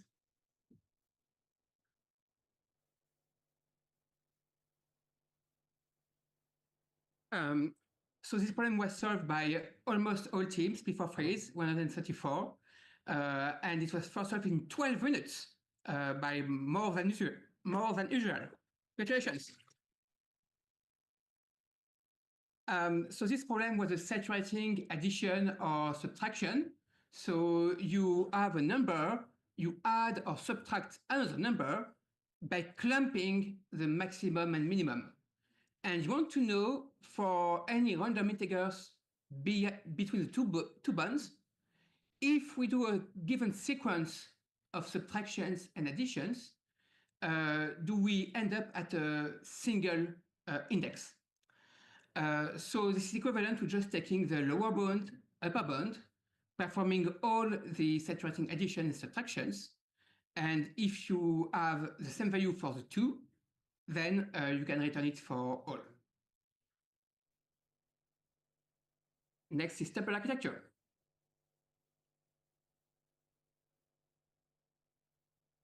And Lisbon is supposed to present this one. Yes, okay. So Yes. we will switch to Lisbon. So the sound in our auditorium is not very loud. So we Can you need to hear be a me? bit silent here in Lyon so that we can hear you. And I will turn down now my microphone here. Can you hear me? Hopefully, yes. So this problem was solved by 114 teams before freeze, and it was solved first by UPC in 16 minutes. So congratulations to UPC. I know they are here. And since most of the teams solved the problem, I guess I won't spend too much time explaining it. Could someone please pass the slide?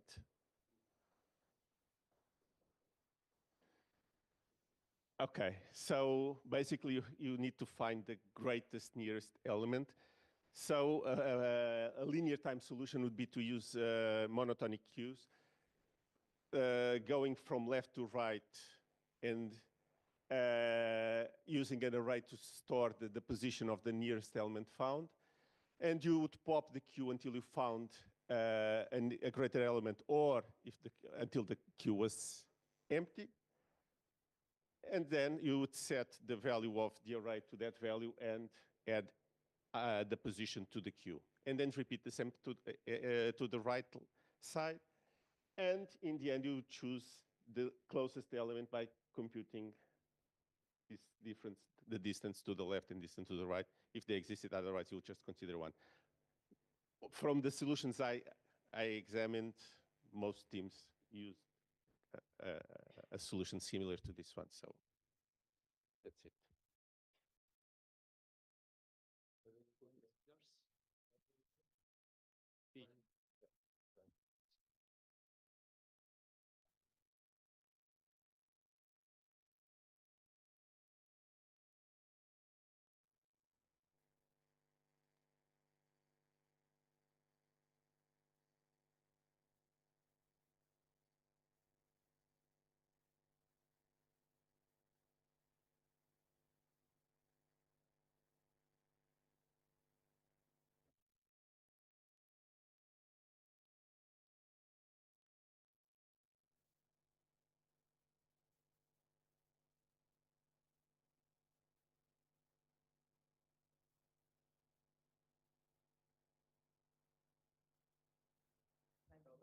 Christoph, you are muted.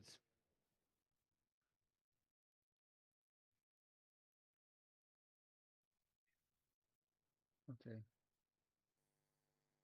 Okay, so I'm going to start again for the problem.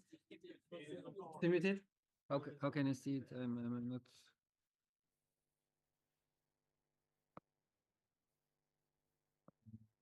Okay. Very stressful.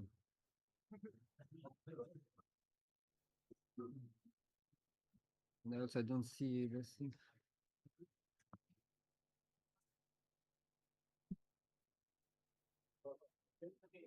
Can you hear us in Lisbon? Yes, okay. They can. Okay. Then let me hide this again because it will be annoying.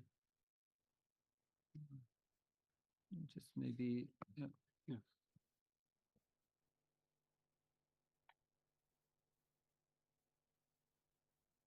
Yeah, so given delivery days and given the delivery days, you need to find actual delivery days that minimize the sum of the square differences with two constraints.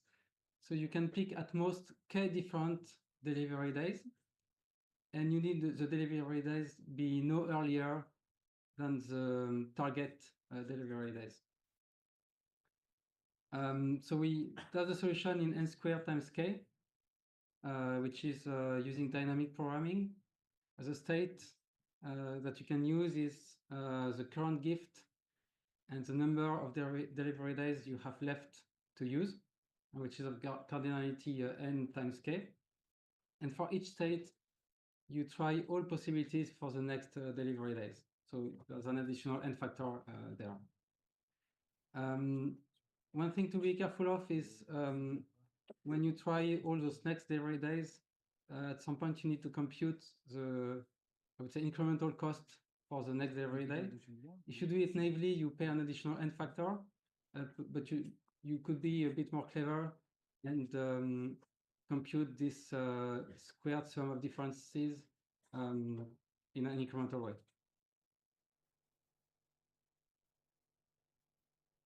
Building the forts, so we go to Italy.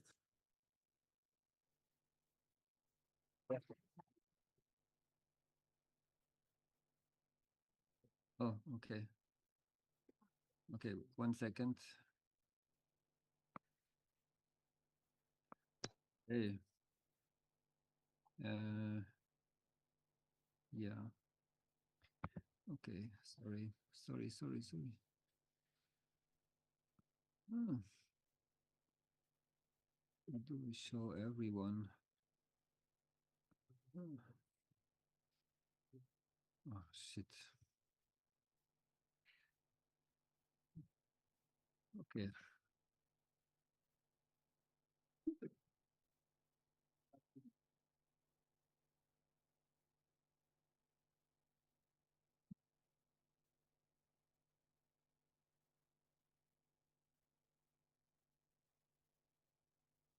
Hmm.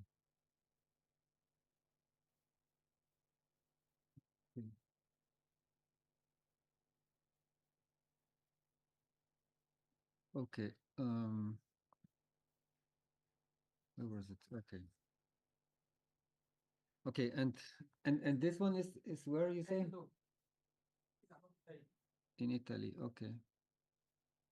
Can skip it for now. No, there are there, right? Julien, is Italy connected, you said? Yes. But they can speak. Yeah, okay, so we hear you. Go ahead.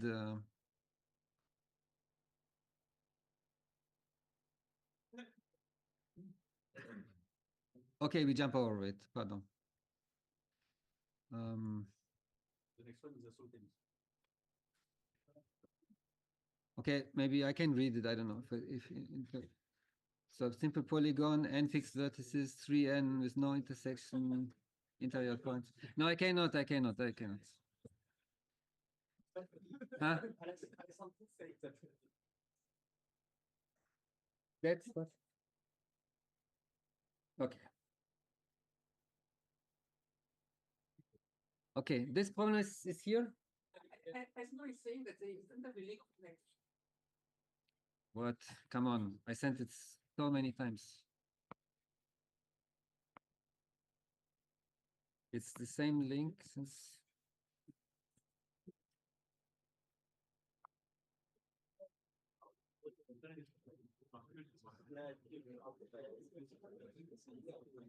Okay, let's wait a little bit. Sorry for this.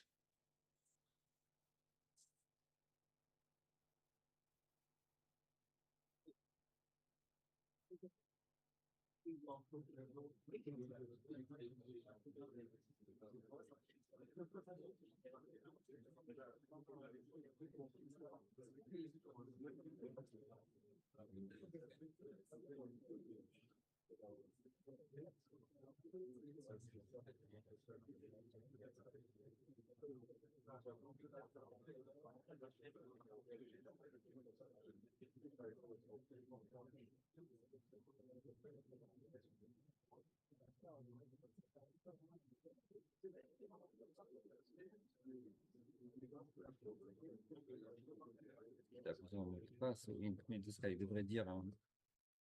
Pardon. Okay. So Aha. Rafa,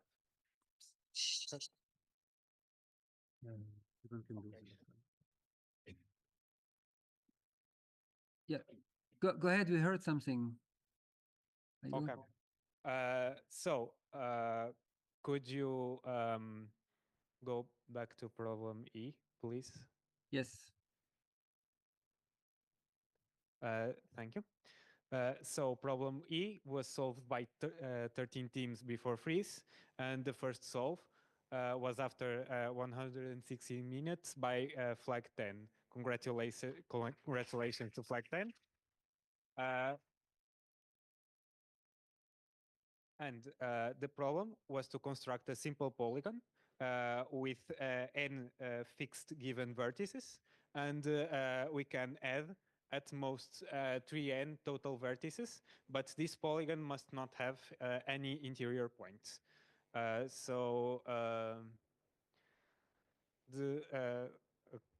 Could you pass? So the solution, the idea of the solution is that we can build these triangles.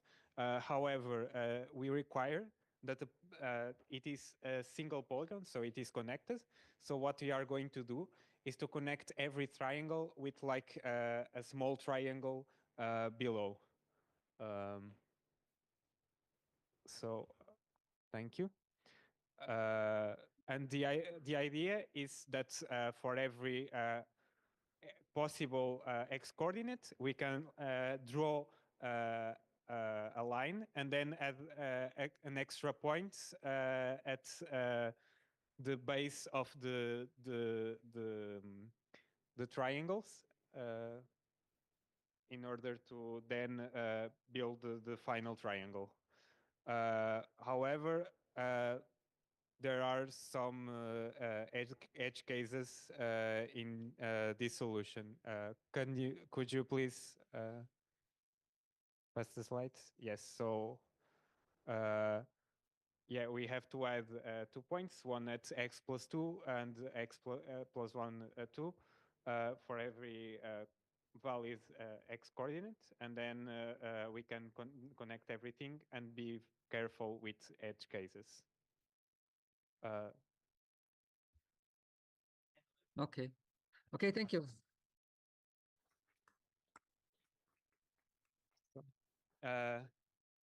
Italy não- the I did not yes, prepare one this. that presented. Yeah.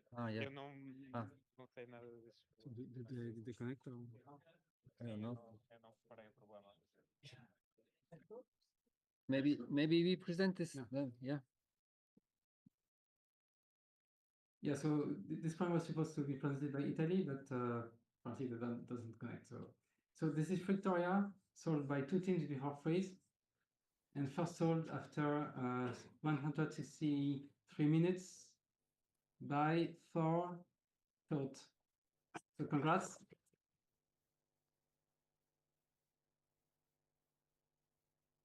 So the plan was to find the shortest globe that matches a string S, but that didn't match another given string T.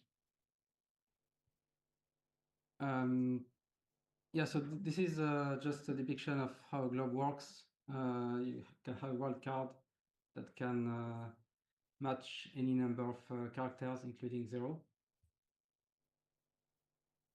And so there may be multiple solutions to this problem, but you could solve it with dynamic programming.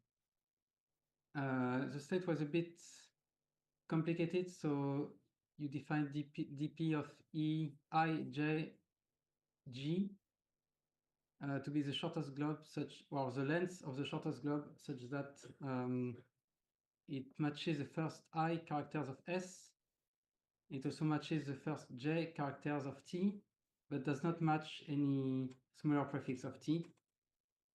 And then J equals 1 or 0, depending on whether the globe ends up with a wildcard. Yeah, so here's the update of the state. Maybe I'm not going to go into the small details. Given that, and the final total running time at the end was O of n to the 3. Yeah. So, congrats.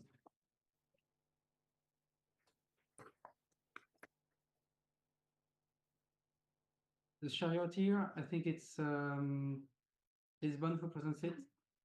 Okay. Kevin? Okay, so this problem was solved by 4 teams E4 freeze, and it was first solved 192 minutes by flag 10. Congratulations.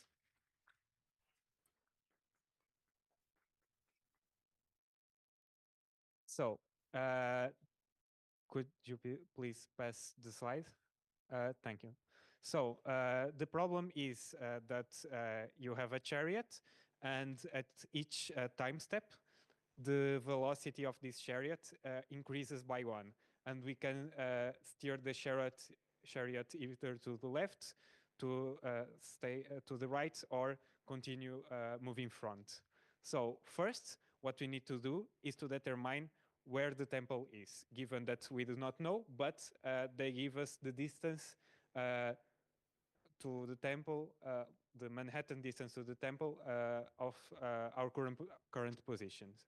So what we can do is we can first go front 2 times, and then we can compare those 2 first results we get to know either if the x-coordinate of the temple is less than 2, 2, or bigger than 2.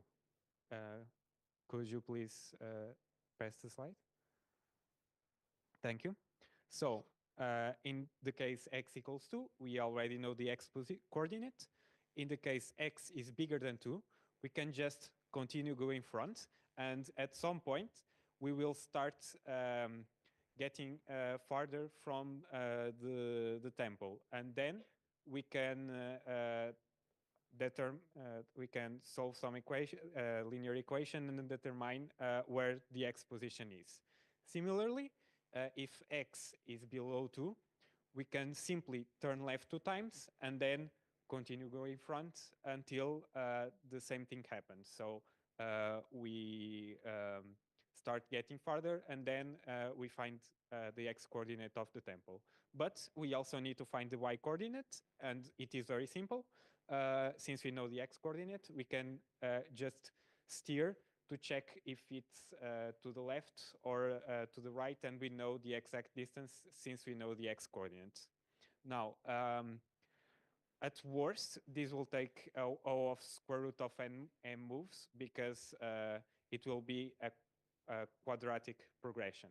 So the hard part will be to get to the temple. And to do that, we need to notice that there are some sequences that make specific actions that do not depend on the initial velocity. For example, there is this sequence which will make you face right. There is another sequence which will basically you stay where you are, but turn 180 degrees. There is some sequence which makes you advance 4 units, and the sequence to the left or to the right.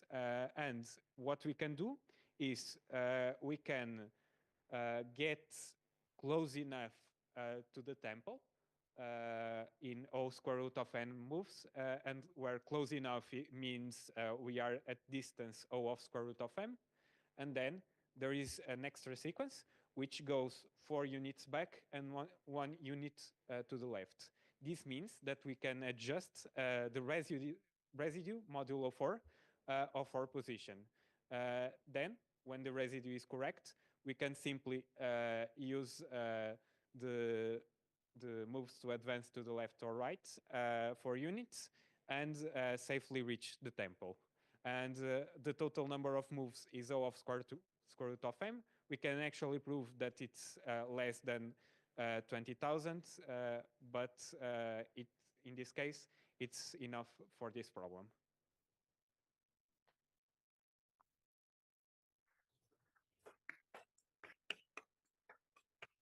We are muted. Yeah, it's not muted. We can just talk. So, Yashtil and Maze, it was solved by 2 teams before freeze, and first solved after 204 minutes by UPC1. So congrats.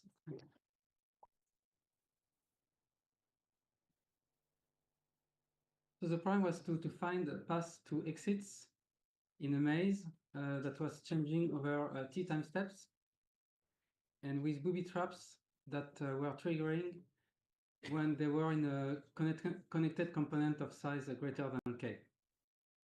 And the booby traps raised wasps that spread instantaneously to currently and also newly connected graph nodes. So the solution we propose is the following. So one idea is to have a segment tree over the t time steps. And in each segment tree node, you store a list of graph edges, the list of graph edges that are active during the corresponding time interval. Then you traverse the segment tree with a DFS, always going left first. And during traversal, you maintain a union find data structure. When you enter a node, you add the corresponding graph edge to the structure. And when you leave a node, you actually roll back adding that edge or those edges.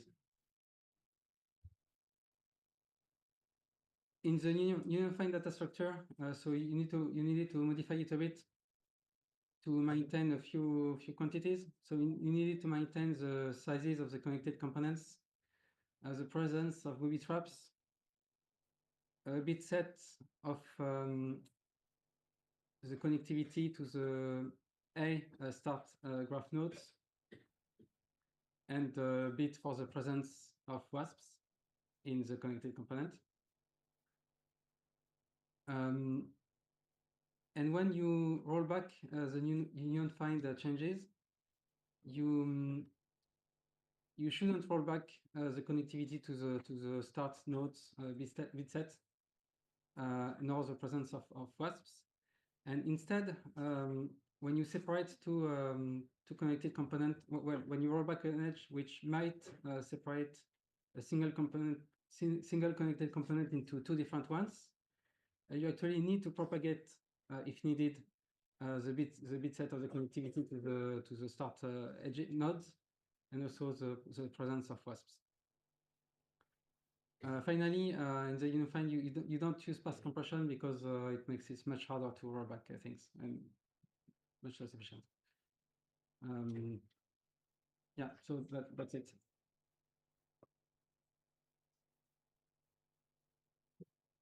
And this is yeah, okay. Okay, so next task is discovery. So this is solved by one team before freeze. And first solved, it's only solved after 204 minutes by Bucket. Congratulations. So the problem is very easy. Description is very easy, which is determine if there exists a place completely surrounded by disk, but not on disks.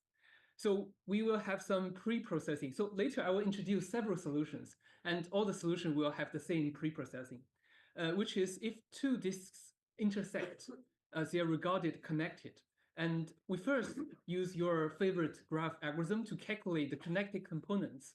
And so in the following solutions, I will only elaborate the solution for one connected components. But to avoid the following case, you see the red region case, because if in this case, you will see there are three connected components, but in one of the connected components, there is a place that is surrounded by this, but not on this. But actually, this is because these three circles are fully inside another circle. So we just first remove that in advance. Yeah. Okay, I will give you the first solution. So it's find the intersection points of any two disks. So you see the points, I already marked it up, and calculate the convex hull. You see the green convex hull. So if there are any intersection inside the convex hull and not inside any other disks, so output yes, and exit. Otherwise output no. So this is easy, no? So to tell you the truth, when I propose this task, prepare this task to the jury, I say to myself, I will prepare a simple geometry for this year. So this is my solution when I propose to the jury. And some other members of the jury told me, oh, you are wrong. So, so then later we find a counterexample. So if you see, it's in this case, the red points are in the convex hull, but actually they are not the places we want to find. So this is counterexample. Okay, then we have solution 2. So solution 2 is, okay, if we have a convex hull, it's not good. The outline may not be convex hull, but could be some polygon like this. So for every circle, we just there are many intersections on every circle. We make polygons for every circle, and then we merge it. When we merge it, we calculate the outlines of this merged union of polygons, and then apply the same algorithm. And due to the nature of these polygons, all the vertices of this outline are existing intersections. So it's easy to calculate. We just from the northmost and then do a, I don't go to details, but it's easy. You can do wrap. Yeah. But as you see, this I also say it's incorrect because this actually, at first, when I prepare my solution, this is my solution. And when I prepare the test cases, I find there are counterexamples.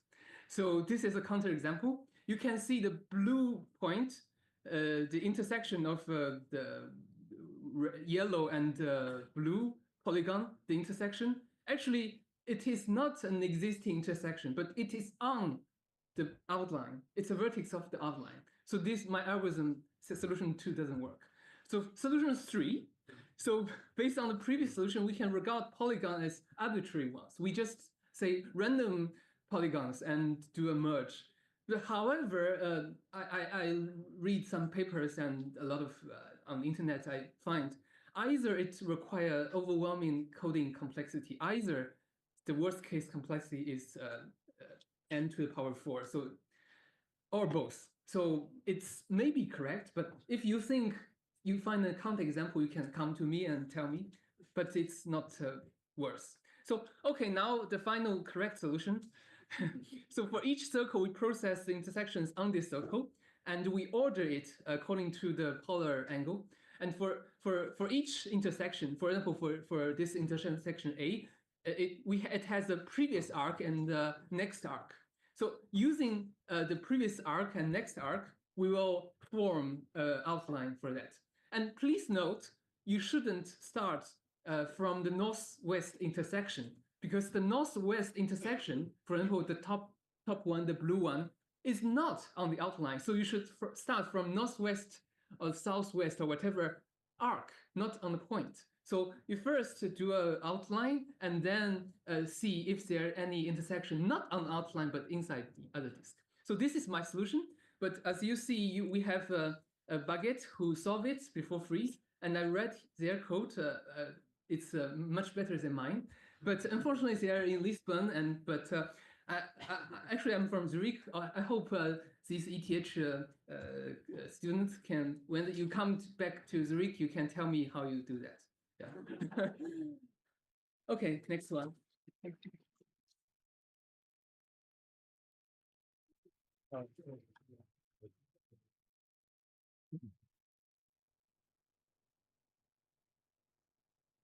Okay. So this problem is recovering the tablets. So it was not solved before the freeze, so you do not deserve a round of applause. Sorry. There were a lot of wrong answers on the RC, so yeah.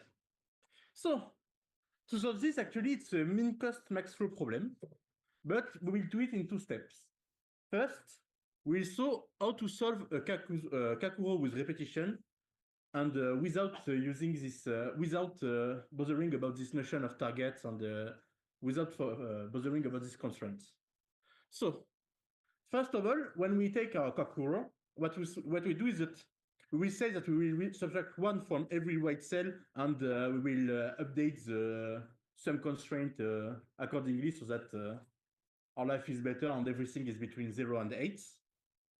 And now we will create a flow directed graph to represent the problem. So first of all, for every constraint, we add a vertex. So there are, let's say, horizontal constraints for horizontal vertex and vertical constraints, which correspond to these vertical vertices. Then, for every white cell, we create 2 vertices. Let's say V in and V out for vertex V. Okay? And we connect these vertices these two vertices from V in to V out with a directed edge of capacity 8. Okay. Then we connect V in of a white cell. We add an arc from the horizontal constraint corresponding to this white cell to V in, and from the V out to the vertical, to the vertex corresponding to the vertical constraint of this vertex. Okay, these two new arcs, we give them a capacity of plus infinity. Then for every constraint, okay, for every vertical constraint, for every horizontal constraint, we add an arc from the source to this to the vertex corresponding to this constraint with a capacity which is the same constraint. And similarly, for every vertical constraint, we add an arc from the vertex corresponding to this constraint to the sink. Okay, so it's a bit complicated, so I did a small drawing. Okay, so on the left you have the source. On the right you have the sink. The second column corresponds to the row constraint. The last one corresponds to the, let's say, fifth one corresponds to the column constraint, and then everything corresponds to vertices, to white cells. Okay. What you do then is that you compute the flow from the source to the sink. Okay, and basically you run your Maxwell algorithm, and you can easily check that this corresponds to a Kakuro solution if and only if every constraint, every row constraint, and every column constraint is satisfied, which means that if and only if the arc from the source to the row constraint and from the column constraint to the sink, if they all are full, they are complete, full. Okay, and if you want to retrieve a solution from this, simply you can read the value inside on the capacity of the arc, on the arc from V in to V out. You have the capacity, the value of the corresponding white cell. Okay, once you have done this is the first step. You are able to say, okay, this Kakuro has a solution. This is my solution. I'm happy. Then how do you do to solve this like target constraints? Well, it's not very hard. When you take your arc from V in to V out for every vertex, what you do is that suppose this white cell, the corresponding white cell as target T. This arc, you will replace it by two arcs, one with capacity T and another with capacity 8 minus T. Okay, so you do this, and then you will put cost on every arc of your directed graph. So it's very simple. You put cost 0 everywhere, except that for the arc within a cell from V in to VT with capacity to V out with capacity T, you put a cost of -1, and for the other arc you put a cost of 1. And what you can see is that once you do this, this correctly emulates the notion of absolute value difference.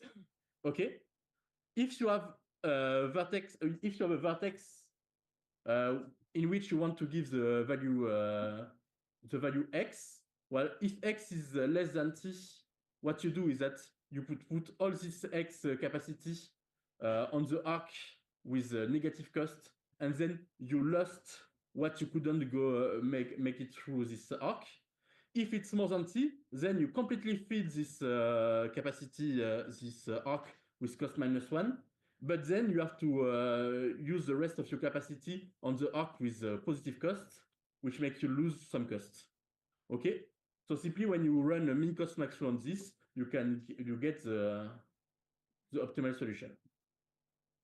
Okay, so okay.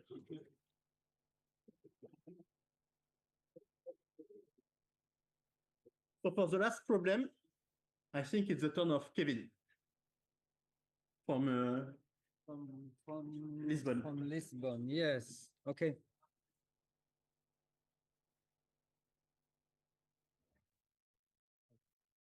So problem A is titanomachy, and it was not solved before the freeze. So this is a more challenging version. of the classic problem of maximum subarray sum, but we can increase or decrease every value at once and query some segments. So a simple solution would be to update every segment in O of n, and for every query, we can just use Cadence algorithm in O of n. However, this is too slow and won't pass the time limit. So what we need to notice is that the queries are stackable. So if we do if the updates are stackable, so if we do an update of plus A and then an update of plus B, it is equal to doing a single update with value A plus B. So what you can do is instead use a segment tree, and for each sum, for each node, we need to store its sum, the prefix, the maximum prefix sum, maximum suffix sum, and the maximum sum somewhere in the middle. So suppose that we pick any segment and it happens to have length S. Then an important observation is that if we denote our update as X, so we can stack the updates, then the sum of the segment will be a linear function in X. Could you please pass? Thank you. So while the sum of the segment will be a linear function, the maximum prefix, suffix, and middle will be maximum values of a set of linear functions. And thus, the best way to represent them is to use a convex hull. And since the slope is equal to the length of the segment, the maximum number of lines that we have to store is O of S, which means that in total, we should have at most O of n log n memory. However, calculating the prefix and the suffix convex hulls is easy to do in O of S.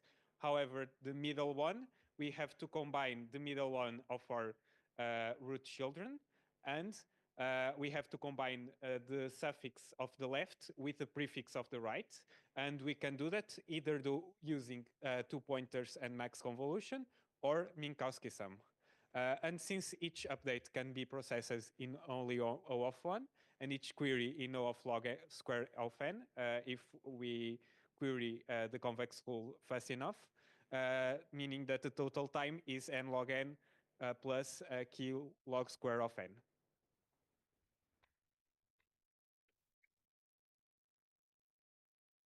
Okay, thank you.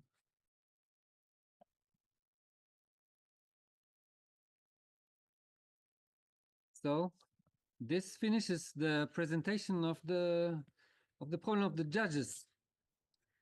What will happen? Yes. What will happen now is that we will unroll the last hour of the competition.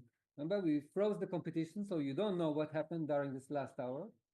And we'll unroll it from the past, so you will see. Yeah, so I'll do it here.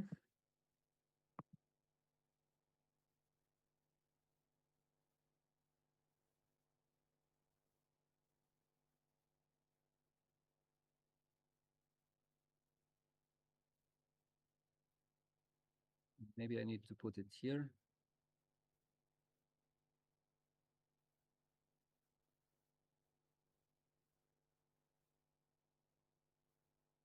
It goes on this screen. It's not very funny here.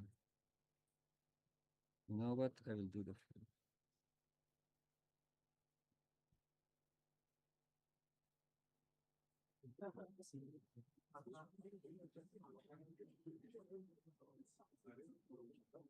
Let's start again. All right, all right. So, okay, what you can see here is a grid. Yes, you have the row. This is the state of the froze 1 hour before the end of the competition. and you have that ranking at that time. Christoph, we are not Yes. seeing anything. Yes, of course. Then it's so-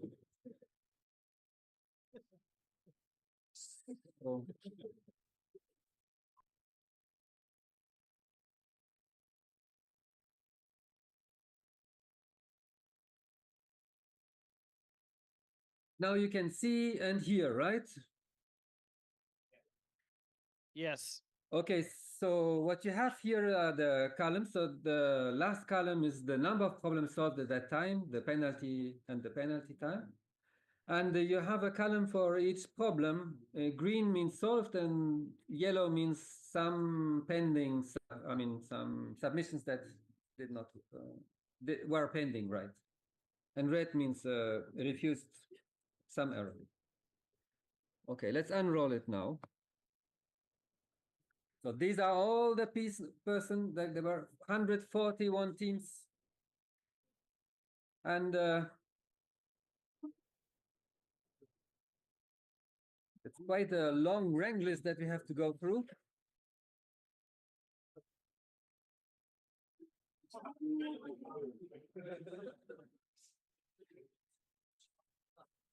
All right. So AAA. Yes. All right.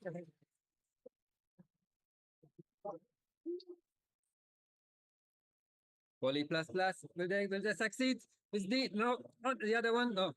118 teapot. They have a lot of tries. Will they succeed? No. Okay, come on. There must be one. Okay, next one. Okay, there will be one more. G, no. Oh, come on, one more problem. Come on. 19 tries, though. This is desperate. But the last one, no? Ah, okay. Good try. And one more? No. Okay, AAA. No try. Programmis IST. No Piza bit. And one more pending? Yeah! Boccioni 2. D, yeah, no, okay, unit G 2. No, okay. Boletti.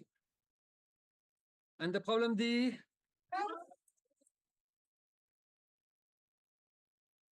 U algo corre o mal. La statale orange. No, les trois moustiquaires. Can they? No. Okay, Midas accepted. No, runtime error. They have three pending. They can succeed. Yeah. Well done. Sorbonne steel blue and yes. Okay, no problem solved. Very nice. And this hexagonal number. One more. No. Okay. Oh, there are many pendings that write all the problems, right?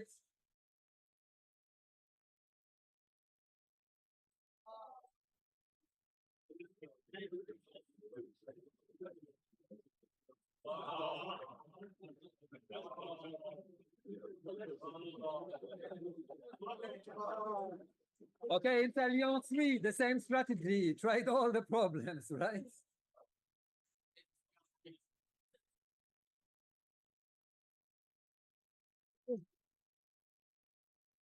Net Turing, what will happen here? K, no, no, okay. And cross plus plus, we have one more I, no, Piza bit. No more try? No, okay. Sorbonne steel blue. Okay. Boletti again. And one more problem. 2 problems in the last hour. That was not good. Genova 2. Okay, Austria Polytech. Problem C. No, and I. No. Okay, runtime error. What will happen here? No. Fellow of Galileo. No. Compagnia Letal. Ah. Insalion 3. Again, you remember? They tried all problems. Elise et les garçons. And I, no. And SIPC 2, 12 tries for one problem and still not succeeded. Okay, brain limit exceeded. And on the problem I, it resists a lot, this problem I know, it's a hard problem. HU exception source, no. El consorcio, problem, no, yes. And you Montpellier A, and on the problem D, please, no. Chebychev fraternity. Yeah. Okay, very good, very good. UG1 and problem, yes.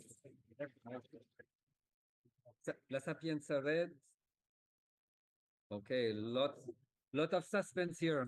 Yes. And high 1.3 for the problem I, no. Okay, test is doubt. All right. Test is doubt, just one submission, right? You don't doubt anything. Exactly. Okay. Boccioni 3. And for the problem I, yes. And NSL3. Yes. Hell world. 3. Oh, very good, very good, very good. Sapienza white. Yes. And K bravi ragazzi. 6 tries. No. Okay. Unity and okay. Yumi NNT data. They no. Also Listrumpf. Oh, come on, Listrumpf. 70 tries. And it no. Come on. OW1 and factorial. Yes. Niortec. No. Linux gang. No. ECL1. Yes. The Phantom. And okay, one more. Come on. Yes. Okay, now we reach the region where people solved five problems. That's quite impressive also. Okay, Genova 2. No, Boliti. These are some teams we have seen before, but they might still have things pending. Sapienza Red. No. And they have a lot of submissions, all in the same minute. Look at the minutes. It's just the okay. Chebychev fraternity. No. N factorial. One more miss. No. El consorcio. Uni NT1. No. UG1. Okay. No. Hell world. One more. Okay. NSL 3. Boccioni 3. Les Charognards. Sapienza white. 4A plumbing. Telecom 3. Okay, come on. Oh. And this is what it means. Okay, understand. Turbo the snail. Boccioni 1. No. ECL1. Top 0. Okay, what is happening with problems D and E? No. Los Churreros. And C. Okay, come on. No. Telecom 2. B. Okay, and K. This is a hard one. K. No. Cerci Palini. 7. C. No. Okay, the fan team. Skibidi Onichans. Okay. Sea Lions. Okay, come on. Okay. Cicchetti. Sears Los Masses. Okay. But problem B, please. No. Arroz tres delicias. Yes. Clamputense. Okay, B, come on. F, okay. Too bad. Okay, ENS Ren 1. Okay, what will happen here on these first 3 problems? And C. ENS Ren 2. Okay, good. Standard pair. You put part of your cheat sheet in your name, in your team name, right? ETS IT UGR. Okay, good. We'll see them again. Code fishers. No. Debarras da Tasca. Isaclo 97. Ragatones. And one more missing on E. Come on. Pi plus. Whoa. Expect no semblance of programming skills. Okay, emotionally not stable. Problem B. Yes. UPS submit on problem B. No? Okay, on E. Come on. Underkiller, TO. Yes. Sapienza Black. Problem E. No, Unity one, the same problem. No, unos turros mejores. Problem E, yes. Uniboys, yes. Okay, 5 attempts, but it worked. Good. La Stale Crimson. Okay, INSL 1. No. Forisen, Aros 3 Delicacias, Insalion 2, Piparilli, UGR, no. Pi plus plus, one more missing, no? Unos turros mejores. I mean, since a while we are already among the 6 teams that solved 6 problems. That's quite impressive. Ernest Ren 2. Okay, Sorbonne Pourpre, one missing. Ah, beautiful SSI UP. Long main. Underkiller TO. Problem C, come on. Okay, Uni Boys with 2 eyes. Check 1. Timpano on the problem. L. Ah, these problems are hard, huh? NS space. And on the problem E, come on. No, receptive raccoons. Problem C. Okay, 7 tries. Yes, and that 7 was good. Okay, Uni B1. Uni B. Oh, good as well. Okay, Montpellier B. D informatics. And they have 3 pending. Okay, here, come on. No, Flutter page on the problem E. Double trouble. Problem E, come on. Okay, UPC 3. They have 8 tries. Come on, this must be the good one. Yes, you got it. Telesperluette. Uniboys with 3 eyes. Nombre del equipo 3. Coming home. ENS IPC 1. And the problem E. Yes, problem E solved. Masters of Breaks. Top of the mountain. 10 tries. But no. Technicode 2. And 6 on the problem E, and the one was good. Very good. Assume 3. No. Okay, Bestagons on the, yeah, one more problem. Insalion 1, problem C, and problem E. Yes. Okay, well done. Tiny silly problem. Okay, what happens here on the problem E, on the problem F, on the problem J? Ah, Epic Flame. Yes, very good. Caravana Fighters. UPC 2, problem E and L. Yes. Parisian Debugging Society, problem E. No. UNSL 1, problem E. Yes, very nice. Uniboys 1 eye, 5 tries, no. Overkiller TO, no. UNSL 2, problem K. Whoa. First try, you got it. Uni B1, Receptive Raccoons. UCP 3, Insalion 1. We are now among the range with 7 problems solved. That's impressive. Epi Salada. Technicode. Polymbia Team 3. Bestagons, problem K, please. No. XCHB, problem K, no. NS IPC 1. Okay, now let's continue a bit slower because now it's suspense.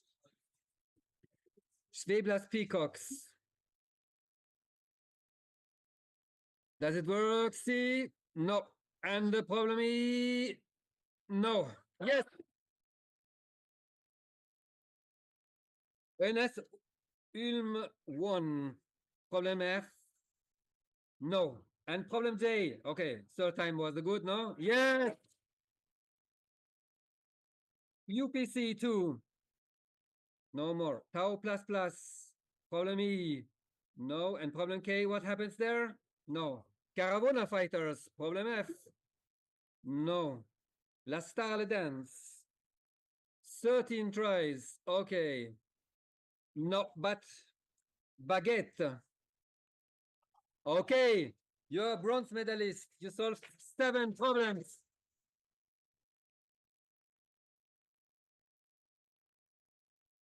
Okay, so this team is in Lisbon, so we synchronize with Lisbon for the medal. Where is the team? Would be good to show, but I'm afraid to move between Zooms.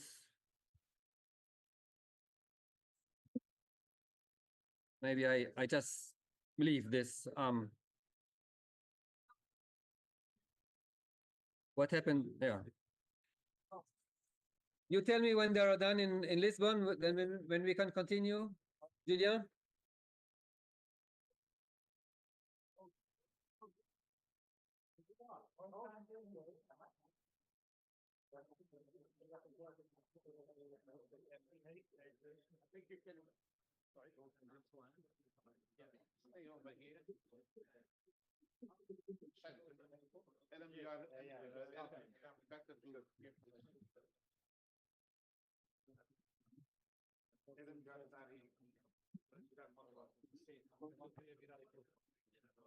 Yeah, you the medals. So in Lisbon, yeah, exactly. So some question.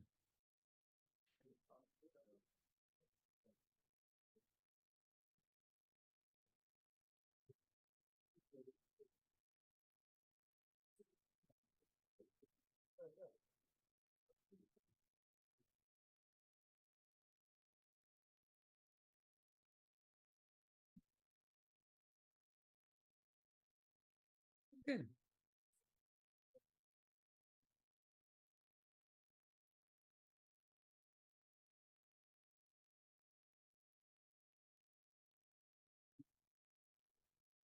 Non, j'avais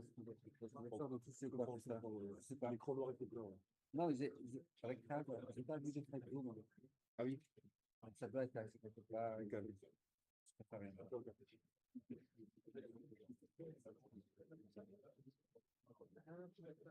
Christoph, you can continue. All right. Let's continue. UXT. They have still 3 problems in the pipe, right? Problem C. Yes. Right now they're at the second stage, right? This is impressive. UPC1. And on the problem C, did they succeed? No. And problem E, come on. Yes. All right. Good looking SSUP. Problem C, no. And problem L, no. Okay. So this is the gold medalist of Bronze. Bronze medalist. I'm a bit tired, pardon. And so I forgot where this team is.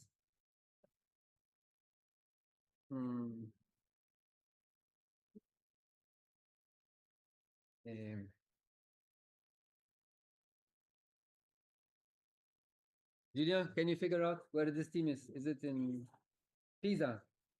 Okay, then we continue because we continue. Error-prone function lovers. Problem C. Yes. Okay. Oh, that's impressive what happens on the top here.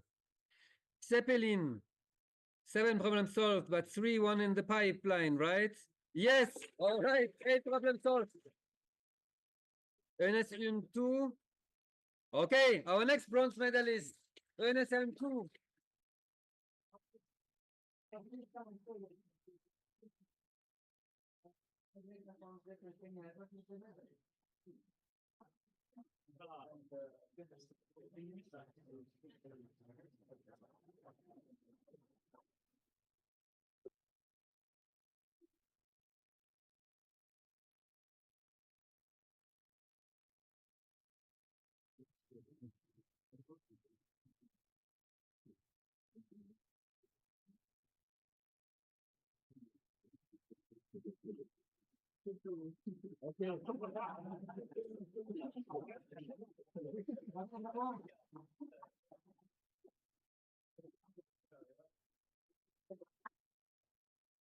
Okay, when you're done, you don't forget to go to the Huawei stand. They have some present for you. That brings to okay. That brings forward. Thank you. Okay, we continue.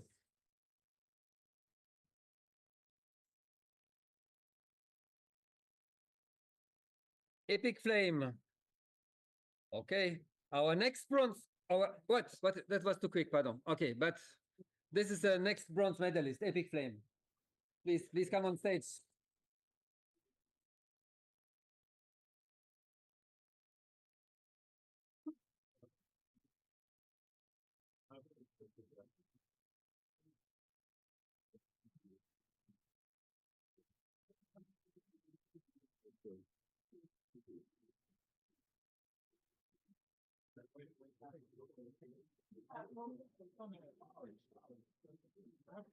Okay, Epic Flame.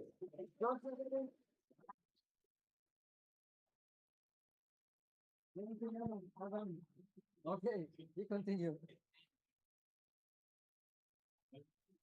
Schwebler's Peacocks.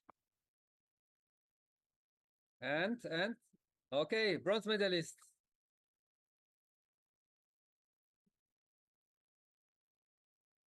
I think they're in Lisbon, right? So we wait. We synchronize. Something is happening somewhere in Lisbon. We don't know what is happening. We don't see it. But we imagine all the happy faces there, right? You want the medal for him? Yes.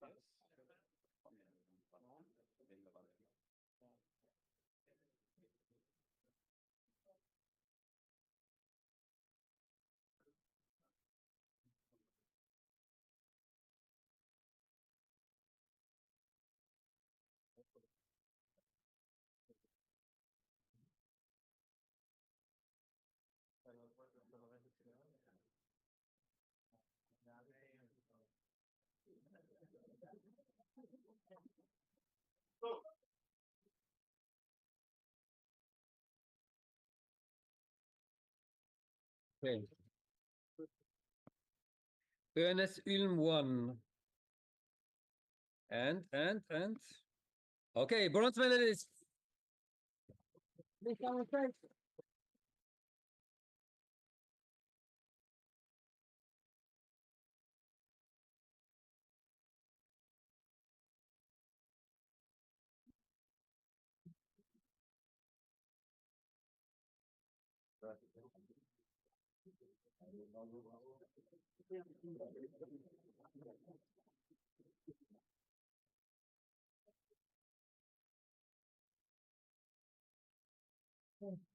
Continue. Let's see what happens.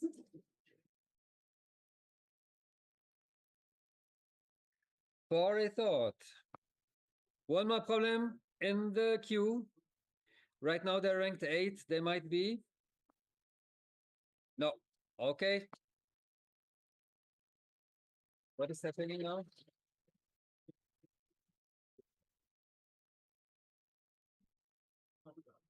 Why don't I see this?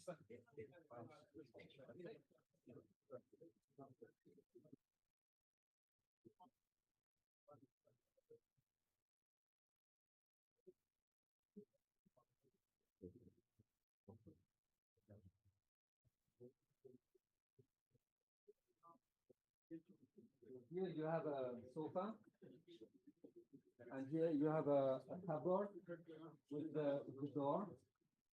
And here you have a chair. I mean, in French it's more funny, the meuble.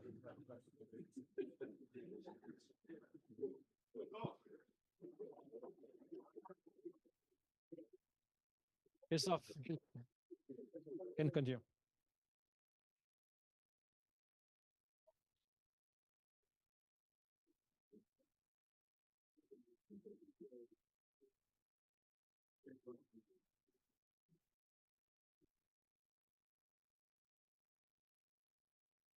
Christoph? Yes. We continue? Yeah. All right. Yes. Temp name. Oh, so many problems in the queue. I need some glasses to see what will happen here. Problem A. Whoa!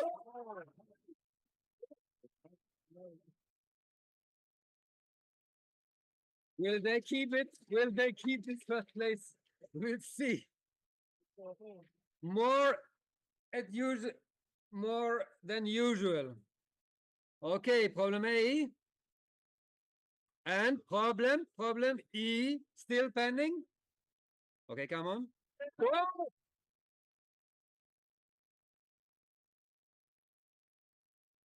Okay, sorry, temp name. Your first place wasn't very long, but you still have some chance to go up. UPC1. All right, what is happening here? Bronze medalist, UPC1. Okay, this is in Lisbon. Wait.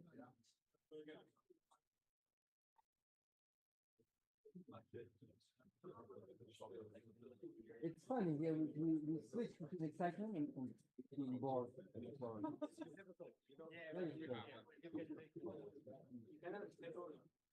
Again,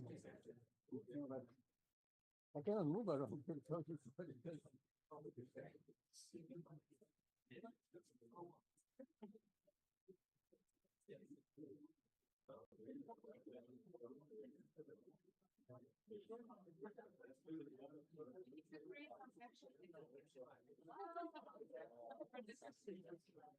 We don't need always action. We can also.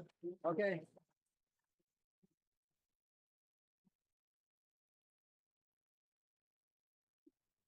Error-prone function lovers. One more in the pipeline on the problem L. L is a hard problem, right? All right. Okay, so please. Okay. Silver medalist. And this is EPFL. Okay. Very good.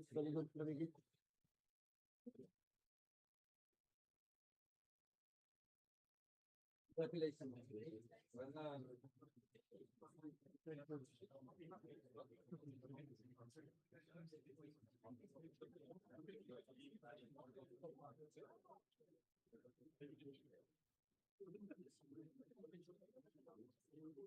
This is your moment.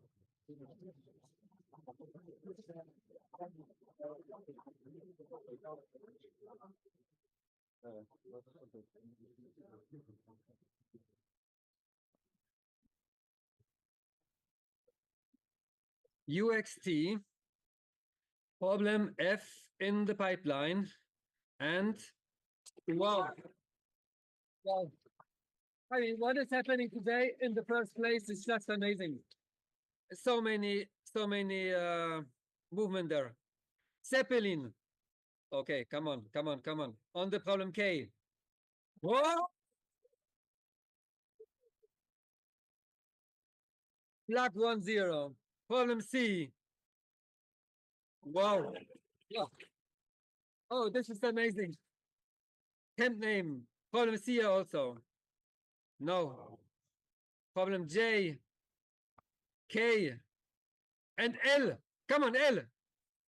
All right.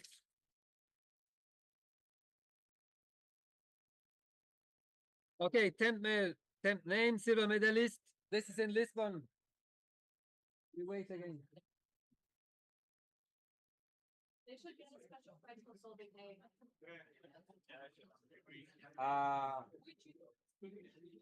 You mean the first problem or the?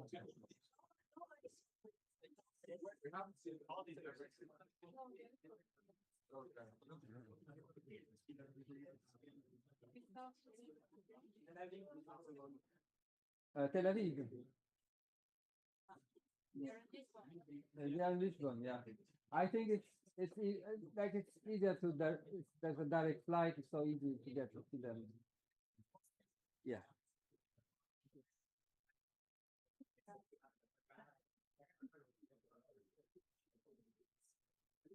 But we are happy to have here other teams from Switzerland, from Bern and from Lausanne. Yes.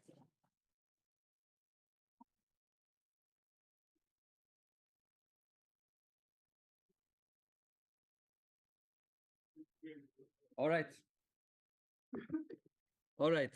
Now more than usual. Okay, silver medalist now. That's out 9 problems. Okay, there are 9 problems.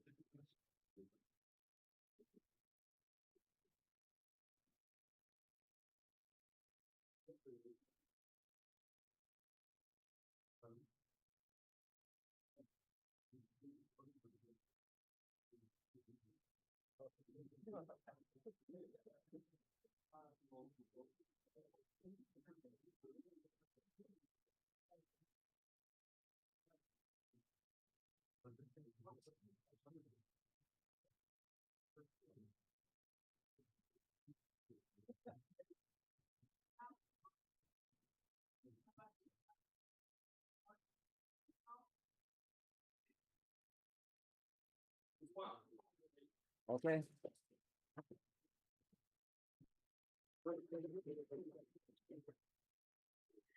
Zeppelin, problem A, 8 tries, something might happen here.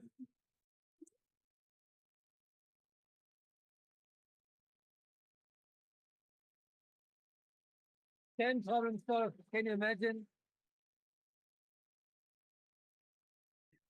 UXT. And problem J? No. And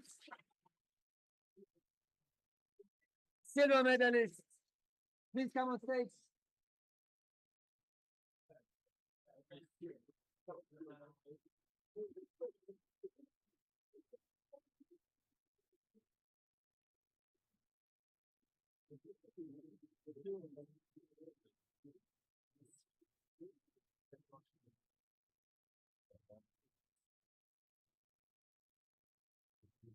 Okay. Okay.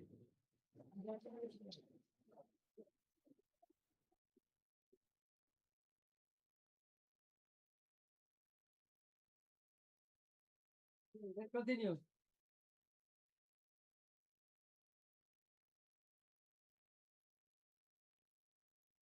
Okay, flag 1-0. And problem K, 6 tries. What happens with them? No. And problem A, where's problem A? No. Okay, flag 10. Gold medalist, 9 problems. Huh? Piza, okay, then. Okay, they also have some medalists. That's good. We can imagine that they have some ceremony at this time as well. We cannot see it, but we are with them. Okay, let's continue. And Zeppelin. Yes, the problem. Top 10 gold medalist.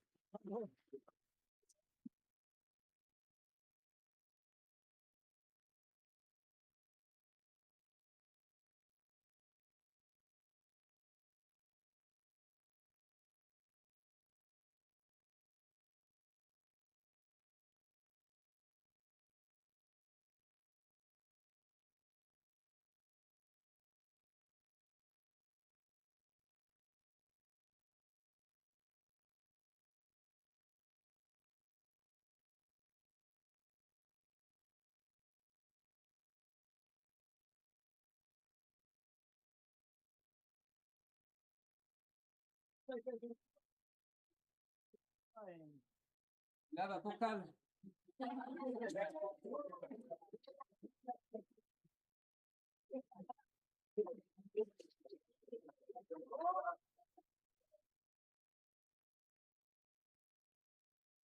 Sorry.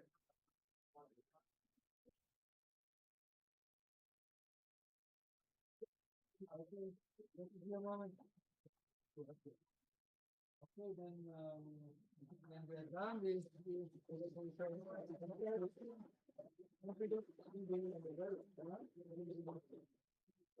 oh, you want another one? Yeah.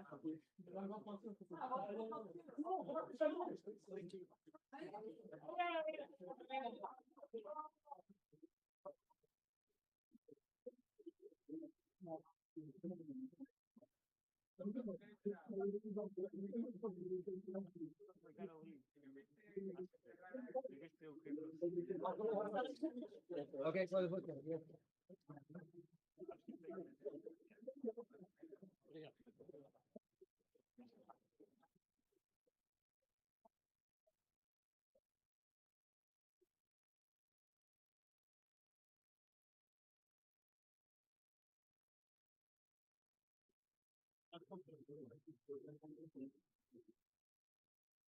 All right, so this finishes the award ceremony.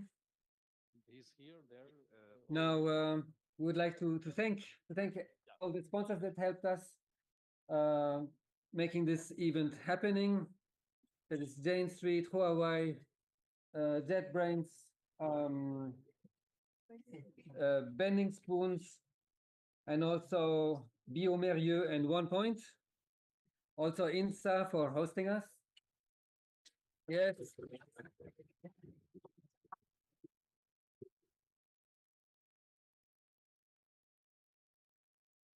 We would like to thank also all the volunteers that helped here in the corridors. Also the people that helped working on the printing, on the system. That was a lot of work. Christophe. And Christophe. Yes. I also want to thank all the organizers and volunteers here in Lisbon for the great work during these days, setting everything up. So thank you all.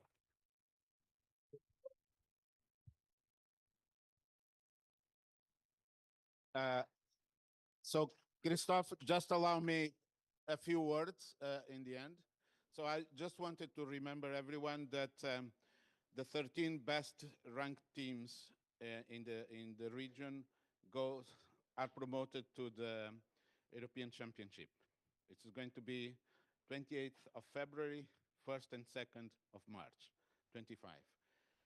So this is the first announcement, but the second, I would like again to thank our sponsors, but so JetBrains is here, Huawei, Bending Spoons, and Jane Street. Okay, can you put the mic? Last, I would like to also thank Christophe, Alexandre, Dario, and Marian, and all the team that was around them.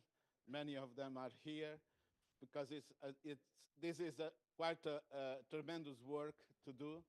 And thank you very much. And I would like everyone to acknowledge that. Thank you.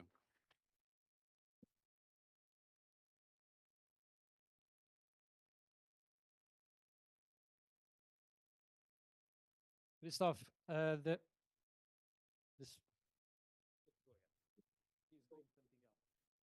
Okay. There's something Christophe, more. Yes. Our sponsor JetBrains will tell something.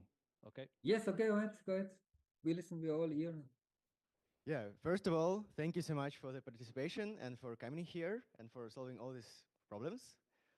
And also congratulations to all the medalists. You are great. And from the JetBrains side, we have prepared some presents for the medalists. So please feel free to come to our booth. So for the ones in Lisbon, it's like out of the door, and for the ones in other places, I guess they also know something about it.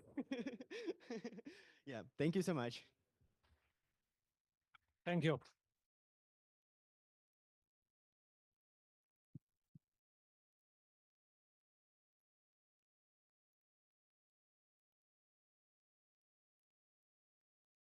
Christophe, you are muted.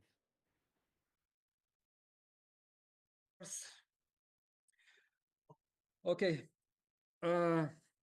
Teams that got a medal, probably they have several coaches that help them. Why don't you grab one of those medals, bring them to your coaches and home if they helped you. Also, probably your university would like to see a medal. So just take these medals. I don't want to see them anymore. All right. I also think that you came here, that you made spend the time here. I hope that you enjoyed your time, you enjoyed the preparing, you enjoyed the problems, and the judges. The judges also did a very wonderful work. I mean, they did problems that people liked, that were very various, that had a lot of taste also in the problems, and we would also like to thank the judges. Please.